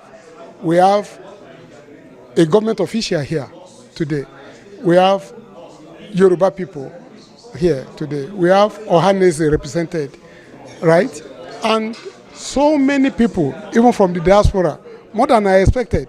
People in America, people in London, people. I mean, it gives me the hope that by God's grace, Nigeria will survive all these shenanigans. I'm excited. Basic truth. So looking at the choice of saying envisioning Nigeria's future, addressing national question, what about this thing? The reality is this. We identify ourselves by our ethnic nationalities. We identify ourselves by our religious belief. Right? Who is a Nigerian? You identify yourself as Yoruba, as Igbo, as Hausa. So who is a Nigerian? We need to answer the national question. The nationality should be able to come together and say, this is who a Nigerian should look like. From my cap to the way I talk, from the way I dress. I represent a particular identity. What's the identity of a Nigerian? We need to answer that question. And it doesn't necessarily mean you forget about your way of life. It's accepting the fact that we are the same yet different. Okay? We must accept our diversity. Right? So we can have our unity despite our diversity. That's what we are saying. I can be proud to call myself a Nigerian despite being a Yoruba man. Thank you. Right. Nigeria. Okay, please. My name is Chief Patrick Lawson. Chief Patrick Lawson, please. If you have 2 minutes, representing the Igbo community. No. Which group? Okay, group A, group one, and the workshop is on resource management. That's good. And the resource management, we have looked into it. We see that most problem we are having is on this resource management. If you look at, for example, the mineral resources from the Niger Delta, they have been giving 13% and they keep on agitating and agitating. And it's making people lazy. Some people, when you bring that same amount to the federal government, they share. Some people now relax, they don't want to do anything in their own location. Yes. What we are saying is that every state, every region should go and look. There's no region in Nigeria that doesn't have one thing or the other as mineral resources. So for that reason, we are suggesting in every state, if you don't have the capability to produce, to either exploit or mine, you should either invite the federal government into it or invite any other private partner to come into that place so that you can develop that place and it can become functional. For that reason, we summarize and conclude to say every state or region that produces should take 70%, while 30% the federal government. That's our conclusion. Thank you very much. Let's give him your name, Group 2, please. Your group, what are you talking about? Yes, I'll give you a record. Begin to introduce yourself. By introduction, 2 minutes. I am Comrade Akin Motiu Adejuma Ajesheku, representing the Group 2. And the captioned matter of the workshop borders on modality for drafting people's constitution. After a consensual resolution, this is what we will have. One, that full representation of ethnic groups, religious leaders, and civil organizations is required in drafting a good constitution. Secondly, the representation should be based on merit, not on selfish interest. By substantial available record we've had in the past where you have even out that were part of the immediate past confab that was not implemented. 3, the people that will sit for the constitution as a, it's the continuation. Nominations of partakers of the people's constitution must be people free of criminal track records and bad reputation because they can amend the constitution to favor themselves. We've had cases like of such. We have people in power now that add criminal cases. If people like that are partakers of drafting of constitution, it's going to be bastardized. 5, the session in which the people's constitution will be made should be based on fair hearing of all and fair play, not marginalization of people's opinion and thought. That means people must be represented from ethnic groups, region, and so on. 6, not all ethnic groups will be represented due to population, but the agitation of the middle belt should be considered and they should be brought on board as a partaker of such constitution drafting. Full representation of regions and major ethnic groups and their contributions to the resources of the nation must be considered in drafting such constitution. 8, there should be a time frame for people's constitution to be drafted. They shouldn't give them a blanket approval that will be for so long. 9, the economic right of the region from which national resources are gotten should be compensated in the course of drafting people's constitution, in line with what the last speaker has said, that once you belong to a region where there are mineral resources and human resources, you should be able to enjoy more from the center because of the degradation coming therefrom in terms of mineral resources. 10. Power dissolution and fiscal federalism should be included in people's constitution. I think that's that about that. Thank you, editors. Group 3, please come. Even though, let me not preempt you, but welcome. Tell us your name and what your group assignment was, and then tell us your proposal.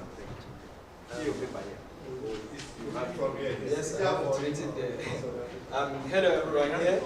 I remember my humble self, Comrade Aliu Abdul Yusuf. So I'm from Group 3. We are going to discuss based on number of regions. Number of regions. One time on production. Sorry, number of regions. So currently we have 6 geopolitical regions, while our group decided to maintain it. We have Southwest, Southeast, South-South, North Central, Northwest, and Northeast. So I'm going to give it advantage and disadvantage. I hope you are with me. Yes, the advantage, sorry, like rotational of leadership for each single tenure, for each region. Like if South-South have produced a leader, the president this tenure, then next year South-South should produce another leader so that they will balance the equation. Then identity/unity. No need for you to like since I'm from Hausa, so I don't use I'm not going to like follow you or abide by what you are going to produce. You understand? Let's be united, because injury to one is an injury to all. Yes. Then the control of resources. Try to maintain what's your like region produce, so that you will maintain your like softness or advantage. Comparative advantage. Then the disadvantage, lack of trust. Like if I give you the sum of like 100,000 naira, how can I have the trust that when I come back you give me that money? This is the kind of problem we are having now in Nigeria. Honestly speaking, we have to tell ourselves the truth. Then also lack of togetherness. I'll talk about like this thing. This is one of the most difficult thing we are facing now. Lack of togetherness. Since I'm from tribe like Hausa, so I'm going to be with this one. I will not be together with you to discuss a lot, digest a lot. Let's like dialogue together. No, since I'm a Muslim, so I'm just going to be with a Muslim brother. So thank you very much. All right, thank you, Group 4. I'm presenting Group 4, and our topic is regional/central relationship cooperation. That is the relationship that should exist between the regions as well as the states, as well as the federal. And we assumed there's a restructuring already, so these are our proposals. 1, we looked at laws. Secondly, we looked at resources. And then lastly, we looked at policing. First, we suggest that there should be regional laws that come as a result of the domestication of the federal constitution. 2, the central should be allowed, the central should allow for regional constitutions. So even as we have a federal constitution, we should have a kind of a regional constitution that consists of local laws that those particular people in that region are actually familiar with. 3, capital offenses should be left for the federal level. That is, even as we are looking at this constitution and the laws, anything that has to do with capital offense should be left for the federal level. 4, religious laws should be subjected to only people of that particular religion. We are in Kaduna and we have a history of Sharia crisis. People from Zamfara can attest to that. And then we also have Kano State that have a lot of local domesticated laws. So looking at it, we actually came up with this particular wonderful idea. The second chapter, we are looking at resources. States should survive mainly on what they produce. That is, every region, when we say state here, we mean region. The region should survive on what they produce.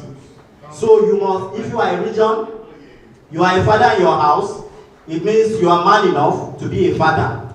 If you are a member of that family, you should not disassociate yourself from that family to go and start claiming and doing what we call in Hausa kalendengi. Go to Igbo and start looking for a family simply because you want to start eating apple. Stay in your father's house and manage what you already produce. In this particular topic, we actually touched on education being an important factor. Education must be a must for all regions to at least secondary school level. Number 3, let me say final point, we have policing. There should be both regional and central policing system. 2, the central should control intelligence and military. That means the state should not control the military. It should be in the federal, as well as intelligence, maybe DSS and so on and so forth. Then number 3, traditional heads or traditional rulers should participate in policing, planning, and implementation. Thank you very much. We all listen to her vision and her dream for Nigeria and her beautifully crafted poem. So we adjudge her a worthy ambassador of the Repart Group. And I want to invite the Madam in Green to join us, to join the convener to decorate her, please. Yes, Madam, sorry, I couldn't pick your name again, but you spoke the last time eloquently, and so step out a little bit so that we know you are the one we are talking about.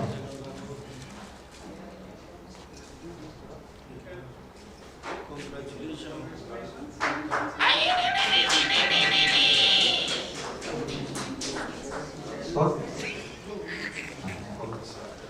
Where is the camera? Capture them. Wow. Wow. Congratulations.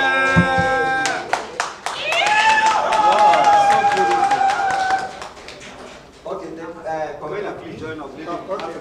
And I think as LOC chairman, I should also I should be part of it.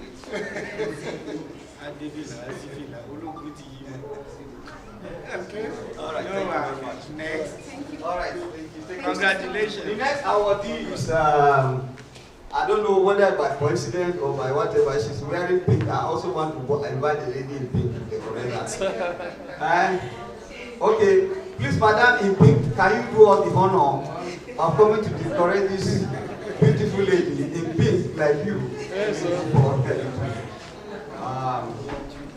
Where is the man who Zipia Yunana?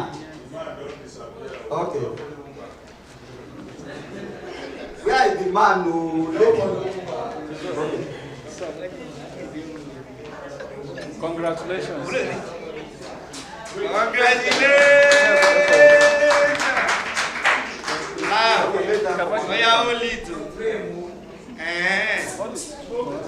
Join them, Oga. Join them. 1, 2, 3.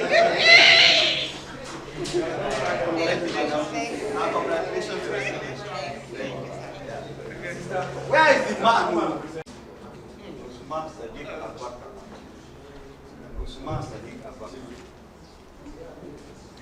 Congratulations.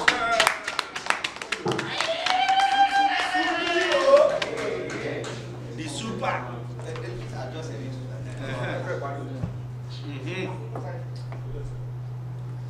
Okay. Okay now. Next. Congratulations. Dedicate it to your wife. I am excited. I don't know what to say.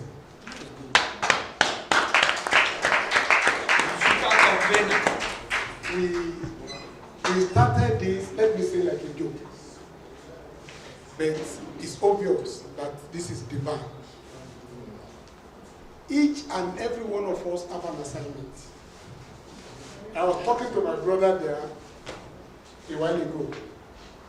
When you wake up in the morning, ask yourself, what impact am I going to make today?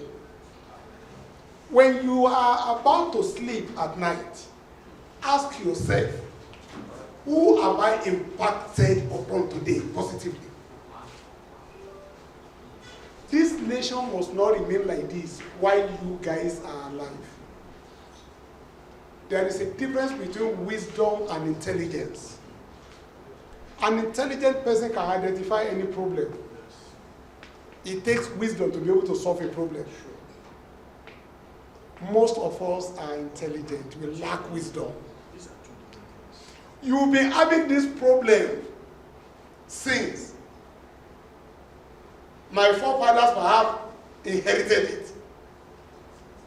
They are not able to solve the problem. Rather, things are getting worse, and all you are doing is singing. Things are bad. Things are this. Why were you created? You are created to solve a problem.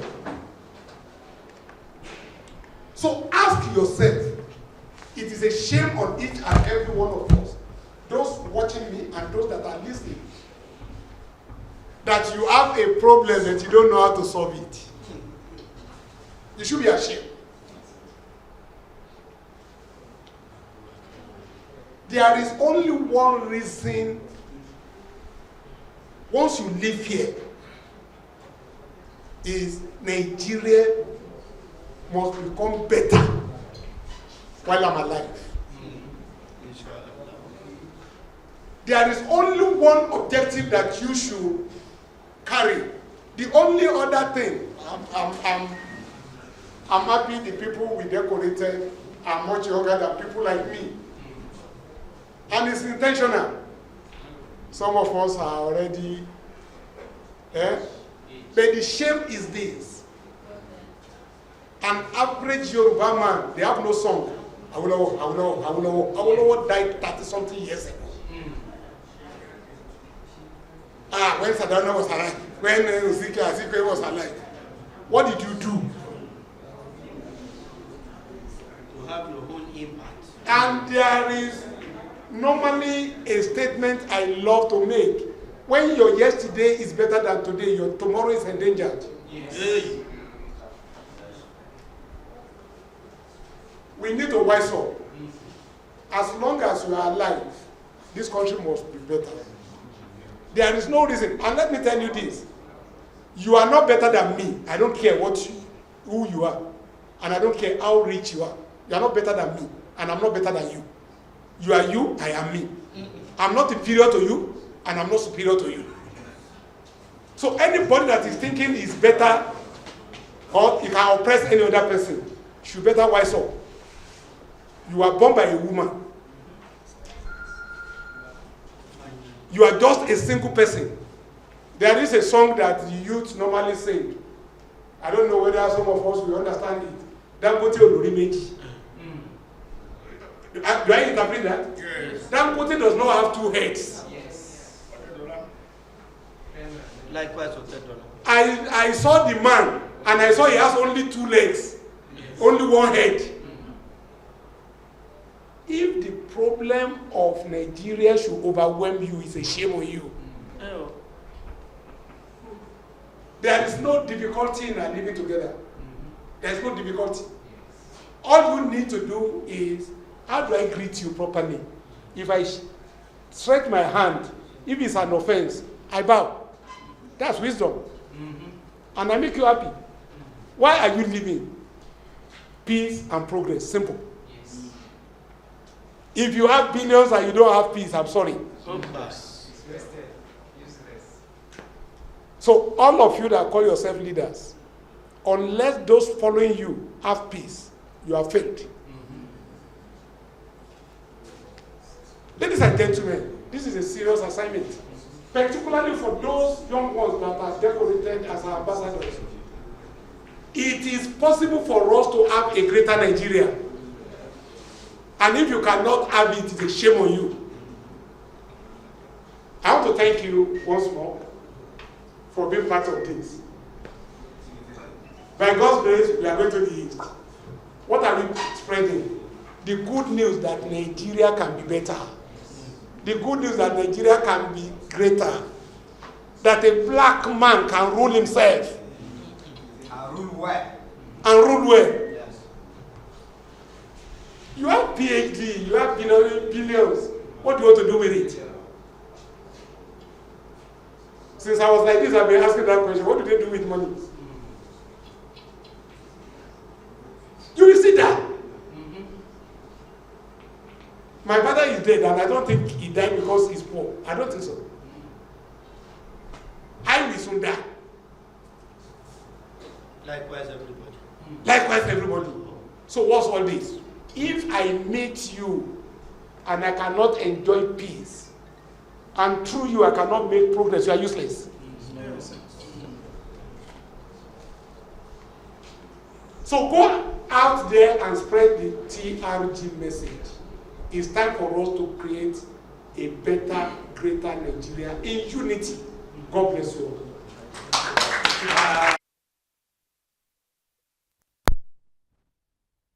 I've given you a joke. Come with the answer. Go and think. If your children inherit this problem, it's a shame on you.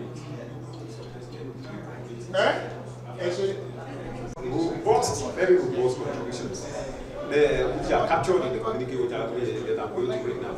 Please take note that what I'm about to read now is regarded as draft. It is, after it's read, contributions are made, the T's are crossed and the I's are dotted. That we now have a final one that will be presented to the whole world. So, well, the communique committee members are Mr. D.I.Y. Nweze, the Secretary of the BAT, Mr. Alvaro Abo Buloko, and my humble secretary.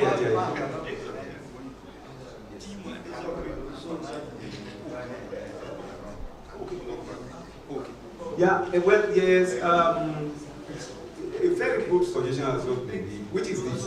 When I read it item by item, let's let us correct it, and this is so that instead of me reading the entire thing and then we have to come back. So I will read it patiently so that we can digest it properly and then make contributions. Communique issued, I announced that. Communique issued at the end of a symposium on envisioning Nigeria's future, addressing the national question. The Rebat Group, TRG, organized a symposium on having a Nigeria in which everyone will have a sense of belonging and a country to be proud of. The theme of the symposium is envisioning Nigeria's future, addressing the national question. The sub-themes are restructuring, pathways to true federalism. 2, economic restructuring for sustainable development. And 3, unity in diversity, building a cohesive Nigerian identity. The symposium is the second in the series as planned by the Rebirth Group. The first edition held on May 9 this year at the University of Ibadan, Oyo State. The third edition, coming up in the first quarter of next year, will take place in the southeast by the grace of God. It will then be held in the remaining geopolitical zones in the country in turn. Participants at the symposium were representatives of various ethnic communities in Nigeria. Besides those who were physically at the venue, others participated online through Zoom. Chairman of the program was Dr. Petros Poole, who was represented by Mr. Emmanuel Alamu. He spoke about the kind of restructuring that the Middle Belt desires. The convener, Dr. Dikin Olabiola, explained to the audience what the Rebat Group is about and what it sets out to achieve, which is a restructured Nigeria. Dr. P.S. Sira spoke on restructuring, pathways to true federalism. He was represented by Honorable Henry Mbaya. He expressed the hope that the efficient restructured Nigeria would not be one in which a tribe or zone will be dominant in terms of advantages or opportunities. Questions, contributions, and observations followed. Lady Jennifer Nakodia spoke next. Her delivery dwelled majorly on economic restructuring for sustainable development. She advocated for regional structure for the country, whereby every Nigerian will benefit from the economy of the country. Honorable Yusuf Idris Amoke spoke on unity in diversity, building a cohesive Nigerian identity. He submitted that Nigerians are highly endowed. They excel abroad, but hardly make the desirable progress at home. He disclosed that the reason for this is because each individual or group tries to outsmart the other rather than cooperating for the collective interest. People in the diaspora also contributed actively. The kernel of their contributions was that we don't have to reinvent the wheel. We should go back to the regional arrangement that worked for us in the past.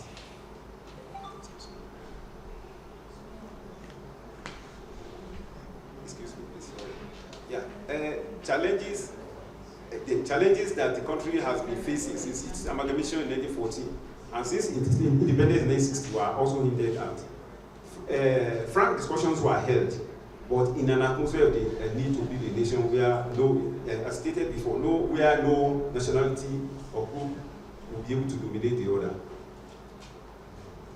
After exhaustive deliberations, participants at the symposium resolved as follows. Please pay attention here because this will be our recommendation. One, the way Nigeria is presently structured and is being run is largely responsible for Nigeria, for why Nigeria is not working in the interest of Nigerians. Two, yes. Thus, is that okay? Yes. Yes. Yeah. Number two, thus, the country should be reorganized into regions with a weaker central government, weaker in relation to other levels of government in the country. In other words, the central government is to concern itself only with issues that the federating units cannot handle. The central government should be smaller and smarter. Is that thinking? Yeah. Smaller and smarter. That's for central government. The weakness, does it fit well? The weakness, the central government to be weak. Yes, I think that's really, you can use other term to. But not to. Okay. Less power. Less power to the federal. Power to federal. Yes, please let me take a paper and be jotting because if I say I want to be effective, maybe let me see. I think I can. Yeah, okay. I can work it out here. That's number. Please give me the suggestion that you are talking about. Less power to the federal, more power to the federal union. Okay. Read the sentence again. Maybe we can. Okay. Because after talking about region, you need to go to region. I just say the country should be reorganized into regions with a central government, with a weaker central government. That's the one we want to adjust. Okay, regions whereby we have more power. More power for the regions. Less power to the federal government. Whereby less power to the central government.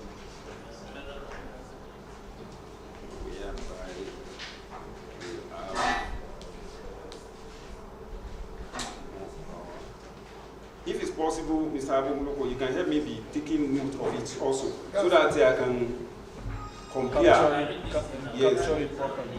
Whereby we have more power for Let him just jot it down. So that you can move.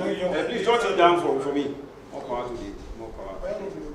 Yeah, so that would have more power for the region and to the region. I think I should just stop at that. Yes, number 2.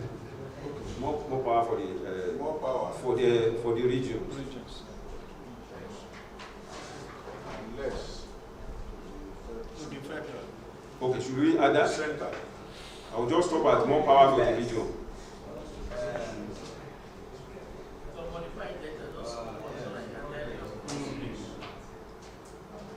Go on. Oh, okay. We say with more power divulged to the regions.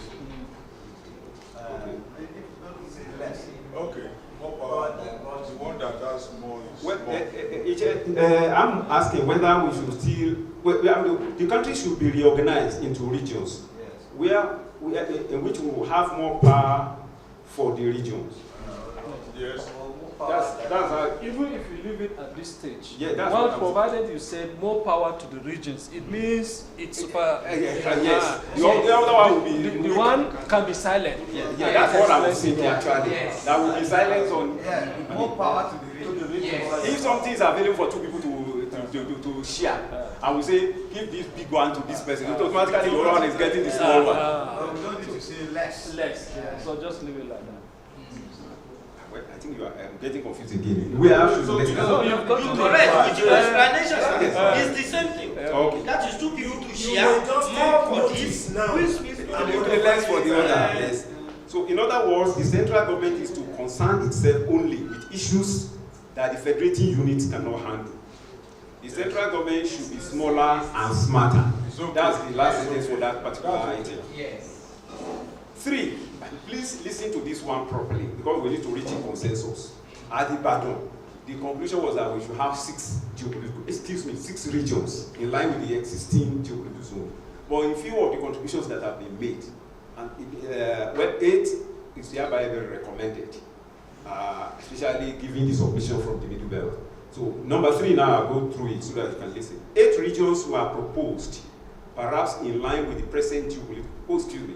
That was eight regions were proposed for the country. We have recommended region, going into regions. 8 is hereby being proposed. Are we okay? I have an observation. Okay. Okay. I have an observation. Okay. Yeah. 6 was consensually resolved to be maintained in Ibadan. Yes. Okay. Yes. Right? Yes. Now. Then 8 proposed in Kaduna. Yeah. Okay. By the time you get to the southwest, southeast, you collect what they have. Afterwards, it will be married together to have a consensus. Okay. So thank you. What you mean is that we make reference here to that of Ibadan. Yes. And then also this one. Yes. Okay. And that's how you can carry everybody along. Yes. Yeah. Okay. Please help me take note of it. 6 in Ibadan. 8 here. 6 in Ibadan. Yeah. We are recommending 8 here. That's number 3. Okay. That's a very good idea. Okay, I'll take care of that. But each region will be equal to the other in status and ranking. Yes. That's how that is. So even if a region is bigger, it does not mean that in terms of status, it's not superior to the other. Yes. Number 4, restructuring into regions is not meant to abrogate states that we have presently.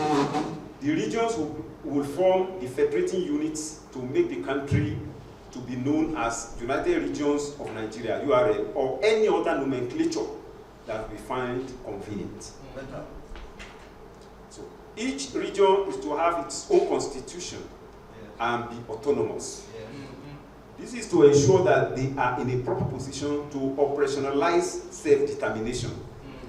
The restructuring must be such that the community, states, and local government from where certain resources come should have 70% of the proceeds of the resources, while the 30% goes to the center. Yes. Number 5, to avoid domination or even C-type syndrome, heads of each level of government should be rotational on the basis of the constraints within that enclave. When the head comes from one area, the deputy will be from another part. The latter, that is the deputy, will automatically become the head of the government at the end of the tenure of the incumbent. This should be done in a manner that each constituent area in the state, region, and the country will have the opportunity to be head of government in turn. I hope that is also clear.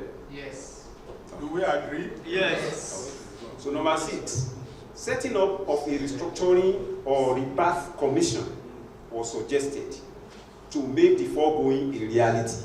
That's those things we've been saying before. I mean, they're all along. That government should set up a restructuring committee, rebirth commission rather, or whatever name it wants to call it, to give the truth to it. Though I do understand that some people are saying that it's only National Assembly that can do this and whatever. But I think that if this symposium recommends a thing like this and is considered, whether the government will now want to go the way that former President Jonathan took or whatever, it's a way of urging the government to take action. I don't know, maybe I have to read it again so that we can then decide. Okay, setting up of a restructuring or rebirth commission was suggested to make the foregoing a reality. The group that discussed on ways of forming the constitution, what is their recommendation? What is their recommendation? I think I don't think they make any special recommendation. They are talking about. Or do we leave it down completely? They said the commission has to be given a timeline. Yeah, I think they said something like yes. that. Okay, which means first of all, it can stand.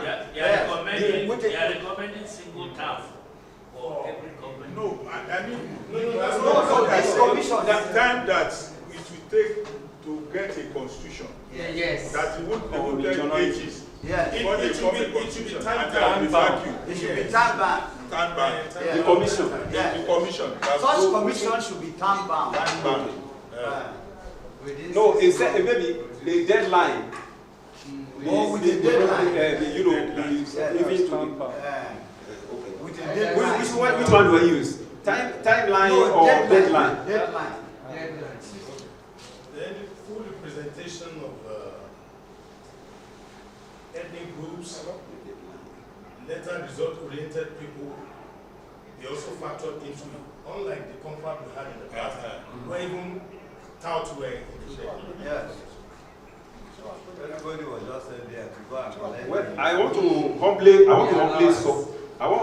submit that those matters of details should not be in the communique. Otherwise, you will make it to when the idea is accepted, you can then give it suggestions as to how it goes.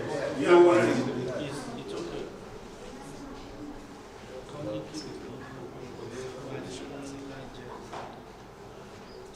That's item 4 or 5. Yeah, that's item 6. Setting up a restructuring of the River Commission is item 6. If you look at it. So 7. Now we want to go to 7. Okay, please. Yeah. Symposiasts felt that avoidable sums of money is being spent under the current presidential system. As such, a return to parliamentary system of government was recommended. Yeah, well, I had some. Okay, okay. Do we agree on that? Yeah. Okay, and addendum to that is I just heard that one of the groups suggested a single term of 6 years. Is that right? I think that's the proper place for it to be. Then we add it here. A single term of 6 years. No, if we are going back to the parliament. Oh, okay, yes. So that we don't contradict ourselves. Oh, okay, yes, sure. I mean, it depends on the party that is voted in. Yeah, I think that is good. You have brought that up. Number 8. Participants were encouraged to continue their advocacy when they return to their respective places. Just as it was resolved that women and youths are to be encouraged with a view to giving them more opportunities for greater participation in the affairs of the state, region, or local government to which they belong. Agree. Okay. Number 9.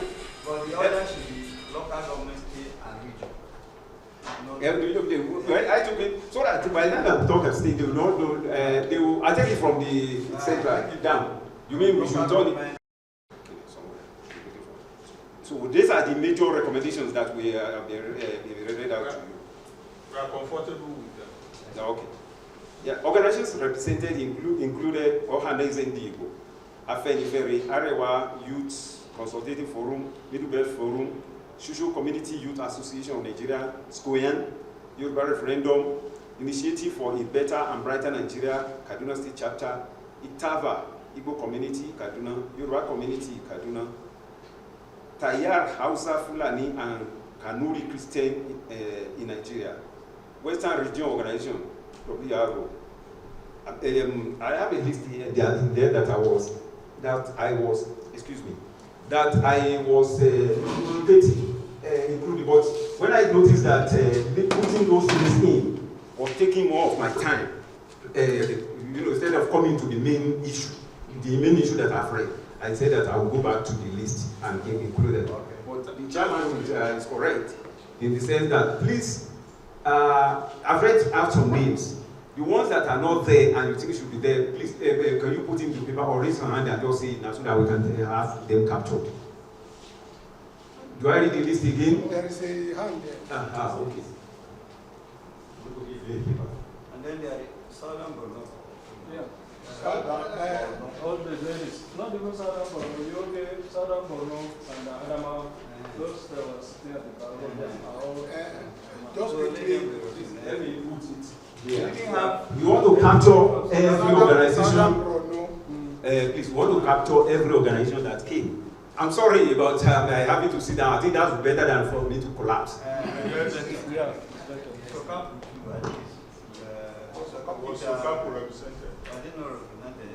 I've not heard them. I didn't hear anybody mentioning it. They were in the background, but I have not. Simple.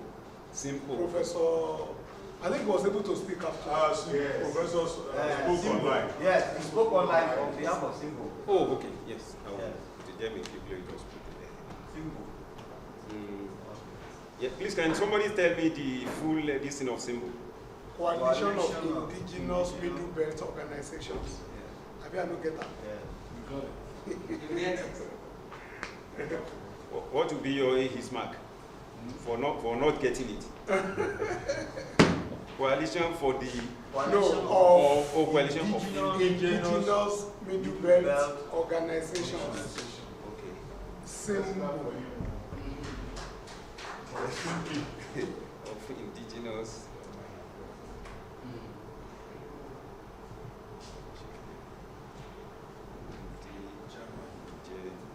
Indigenous. Okay, so that those who come will know themselves. Okay, we know. It's supposed to be leaders of such organizations. The idea before was that we have more from each of those fields. So that they discuss their own. Leadership something will not be necessary. Because you thinking of the Yoruba community, it may not be necessary, especially the ASU people are coming to know. ASU, yes. And we ourselves, we need to see for appraisal tomorrow, sort of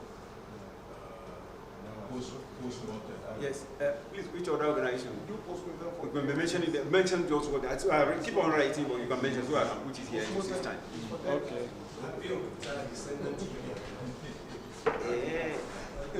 Okay.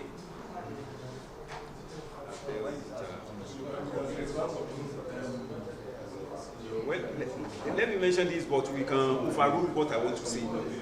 I want you to listen, gentlemen. Okay, well, listen. Yes, Abeokuta Descendant Union. Yes, I do understand. Because I know that leaders of Yoruba from each state also came here. Yes. And when I was mentioning the other time, I mentioned Yoruba collectively. So, and I want to ask so that we can agree. Actually, I was invited here. Sorry. Yes. Those that two are infighting. The best bet is to take the state list or the state that came for this program, because by putting it to back up, we have Lagos, we have different groups that are not here. Sorry, Bovek, I want put them. No, or your people are here. Yes. Egba people are here. Yes. Am I right? Osun are here. Eko is Kedegbe dem Eko. Now, I understand you. Of course, you have the say. No, you have the way. But please permit me to have my own say. Please. Comrade. Yes. If you want to do it that way. Then which way? That on your. This, that. And then we should consider the Egba, the Jebu, the Yewa. Yes. If they are here, that's if they are here. Yes. So if they are here. But under the communique, they are supposed to be Yoruba. Yeah, the Yoruba. Please, the Hausa people. Because you cannot continue. Yes. State by state. No, wait a minute. No, as I said, I heard you. Please, can I just say this? Let us be very, very frank. This is supposed to be a national program. But if you want to go by that list, I'm Yoruba, as you know. The Yoruba will be very, very dominant in this community. No, by the time I land, you see, I will be fair to ourselves. Yes.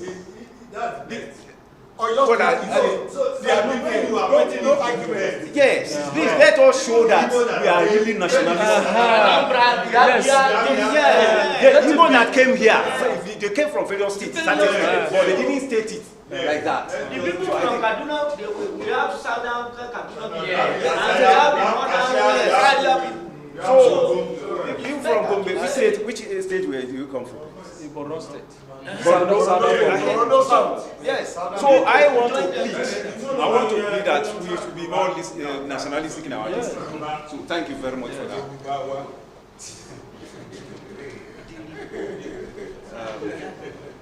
Okay. So Southern Borno. Okay. Yes. Southern Borno. Yobe community. Southern community, Yobe community. The second one. Okay, Adamawa community. Okay. Yeah, I think resident in Kaduna. Yeah, okay. So that you don't think that you are taking this thing from. That's why I'm specific. Okay. Yes, that's about. I think that's about the only. Come again. That we can't finish.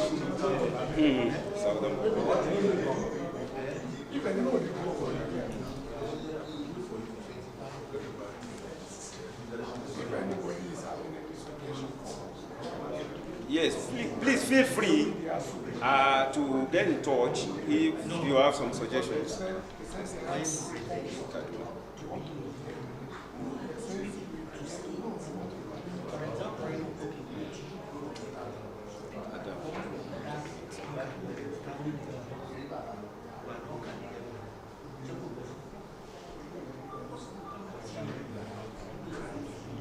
think there is one Karaba too.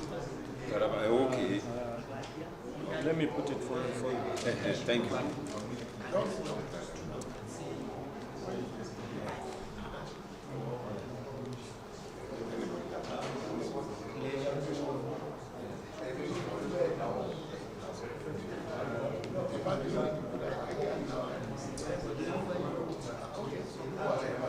Yes. Thank you.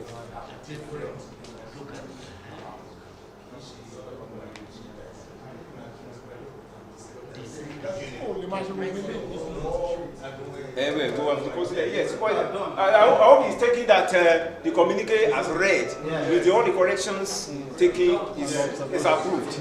Yes. The correction and observations. So we want to thank you. A round of applause for. Okay, thank you very much. We want to again thank everybody that are here, including those who have left. We want to seize the opportunity to mention to you that by the good grace of God, the first quarter of next year, the exact date will be communicated. Another in the series will be coming up, this time around in Southeast, as stated earlier. We look forward to seeing everyone here at the place and others as well. I want to thank you once again. Thank you. Thank you very much, my brother, the only comrade. The only comrade, Abi, is Henry Ubaya and Johnny. Yes, sir.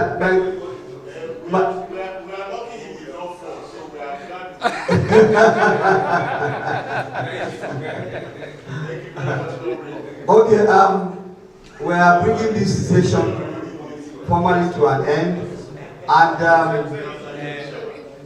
in our wisdom, we think that issues that concerns us have been substantially addressed, and we think that there might be no need for the leaders meeting tomorrow, except you feel something strongly that you want to pass across to us that you have not said. Otherwise, I think the issue that brothers have been substantially addressed. So there will be no need for the leaders meeting tomorrow. We are grateful to everybody. Thank you for staying with us up to this moment. Even those that left, we thank them all, because we had virtually a whole packed with participants. Thank you very much. I hope I'll be able to see you in Enugu next year. I look forward to seeing you in Enugu next year for a more robust. It keeps getting better. The discourse keeps getting robust like it did. So I'm sure that Enugu is going to be more explosive. Then we will take it to Yenagoa, and we'll take it to Maiduguri, yes. We take it to other places. Is it Maiduguri? Is it Yola or Maiduguri that we should go to? Anyway, we will decide then. But all roads leads to Enugu for now. And we have a very versatile general secretary that is too versatile. Comrade Dan Idris Yinka. Please, let me yield the floor to him to say a word and finally bring this session to a close. Thank you very much. I call him on DIY. Time will not permit me to recount my first encounter with him in my little office. But well, that time it may not permit you, but it permits me. I went to his office for the first time, and they brought 2 black bags of granola for the 3 of us. And I said, when will we finish this? Waziri is a gentleman I love being with. Good evening, everyone. My name, like I said, is Dan Idris Yinka Mweze. And the chairman likes to call me the only Nigerian. I don't know why he does that often. Anyway, it's been a wonderful event. For me, it is historical. I am seeing, I am hearing, I am observing so many things at the same time. And I feel obliged to give my thanks to the people who have made this occasion possible. And in saying this, what I actually mean are the people who are here to witness the event and to organize it, yes. But that organization would not have been necessary, would not have been successful. We are nobody here. If this hall were deserted, then all the effort would have been in vain. So we are all very grateful that we are all here to see how this thing has gone. I actually took aside the last speaker. What's his name? That young man that really thrilled the audience. Okay, that's right. I took him aside and I had a small chat with him. He's a wonderful guy. So the things that I have learned are many. I hope that this has been an occasion for all of us to learn too. So with that, I think the best thing is to say it's been a happy event. It's like a family. And I'm hoping that the next event will be better than this in Enugu. Thank you very much for coming. Yeah, my name's Alhaji Yunus Alao Muibi. I'm the Vice President of Yoruba Community Council.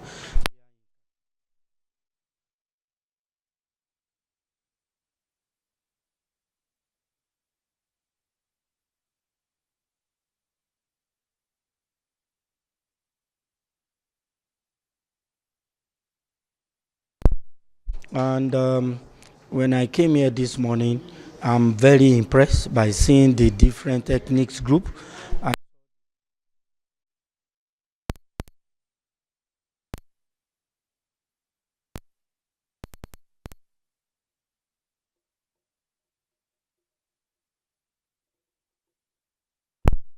With the other group, and we've come to the end of the symposium by giving us the communique.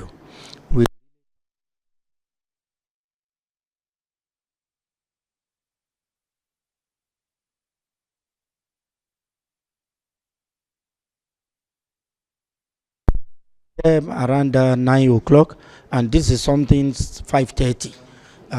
The purpose of being here is for the progress and betterment of Nigeria.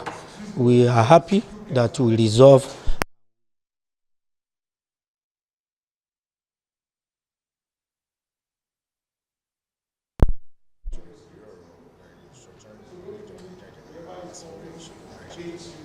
a dúpẹ́ lọ́wọ́ Ọlọ́run fún Ọlọ́run tó mú wa di àkókò yìí. Ní àkọ́kọ́, mo dúpẹ́ ní ọwọ́ àwọn ẹni tí ó gbé ètò yìí kalẹ̀, tí wọ́n jẹ́ the Ribat Group, tí ó jẹ́ pé wọ́n fọwọ́sowọ́pọ̀ pẹ̀lú àwọn ẹ̀yà àti àwọn ẹ̀yà oríṣiríṣi láti lè wo pé kí ni ìlọsíwájú tí a lè ní fún ọ̀rọ̀ orílẹ̀-èdè Nàìjíríà. Àwa dúpẹ́ wípé àwọn èèyàn wá láti ilẹ̀ àwọn ará Hausa wọ́n wà níbí, àwọn Yorùbá wọ́n wà níbí, àwọn Igbo náà wọ́n wà níbí. Ní ìparí, gbogbo nǹkan tí a fẹnukò náà ni bí Nàìjíríà ó ṣe ní ìlọsíwájú lórí wípé kí a ní region àti pé kí a lè fọwọ́sowọ́pọ̀ láti lè ní ìṣọ̀kan ní orílẹ̀-èdè Nàìjíríà tí ó fi jẹ́ pé ẹ̀yà àti àjọṣepọ̀ ọ̀pọ̀ wa yóò múnádóko. Orúkọ mi ni Alhaji Yunus Alao Muibi. Thank you very much.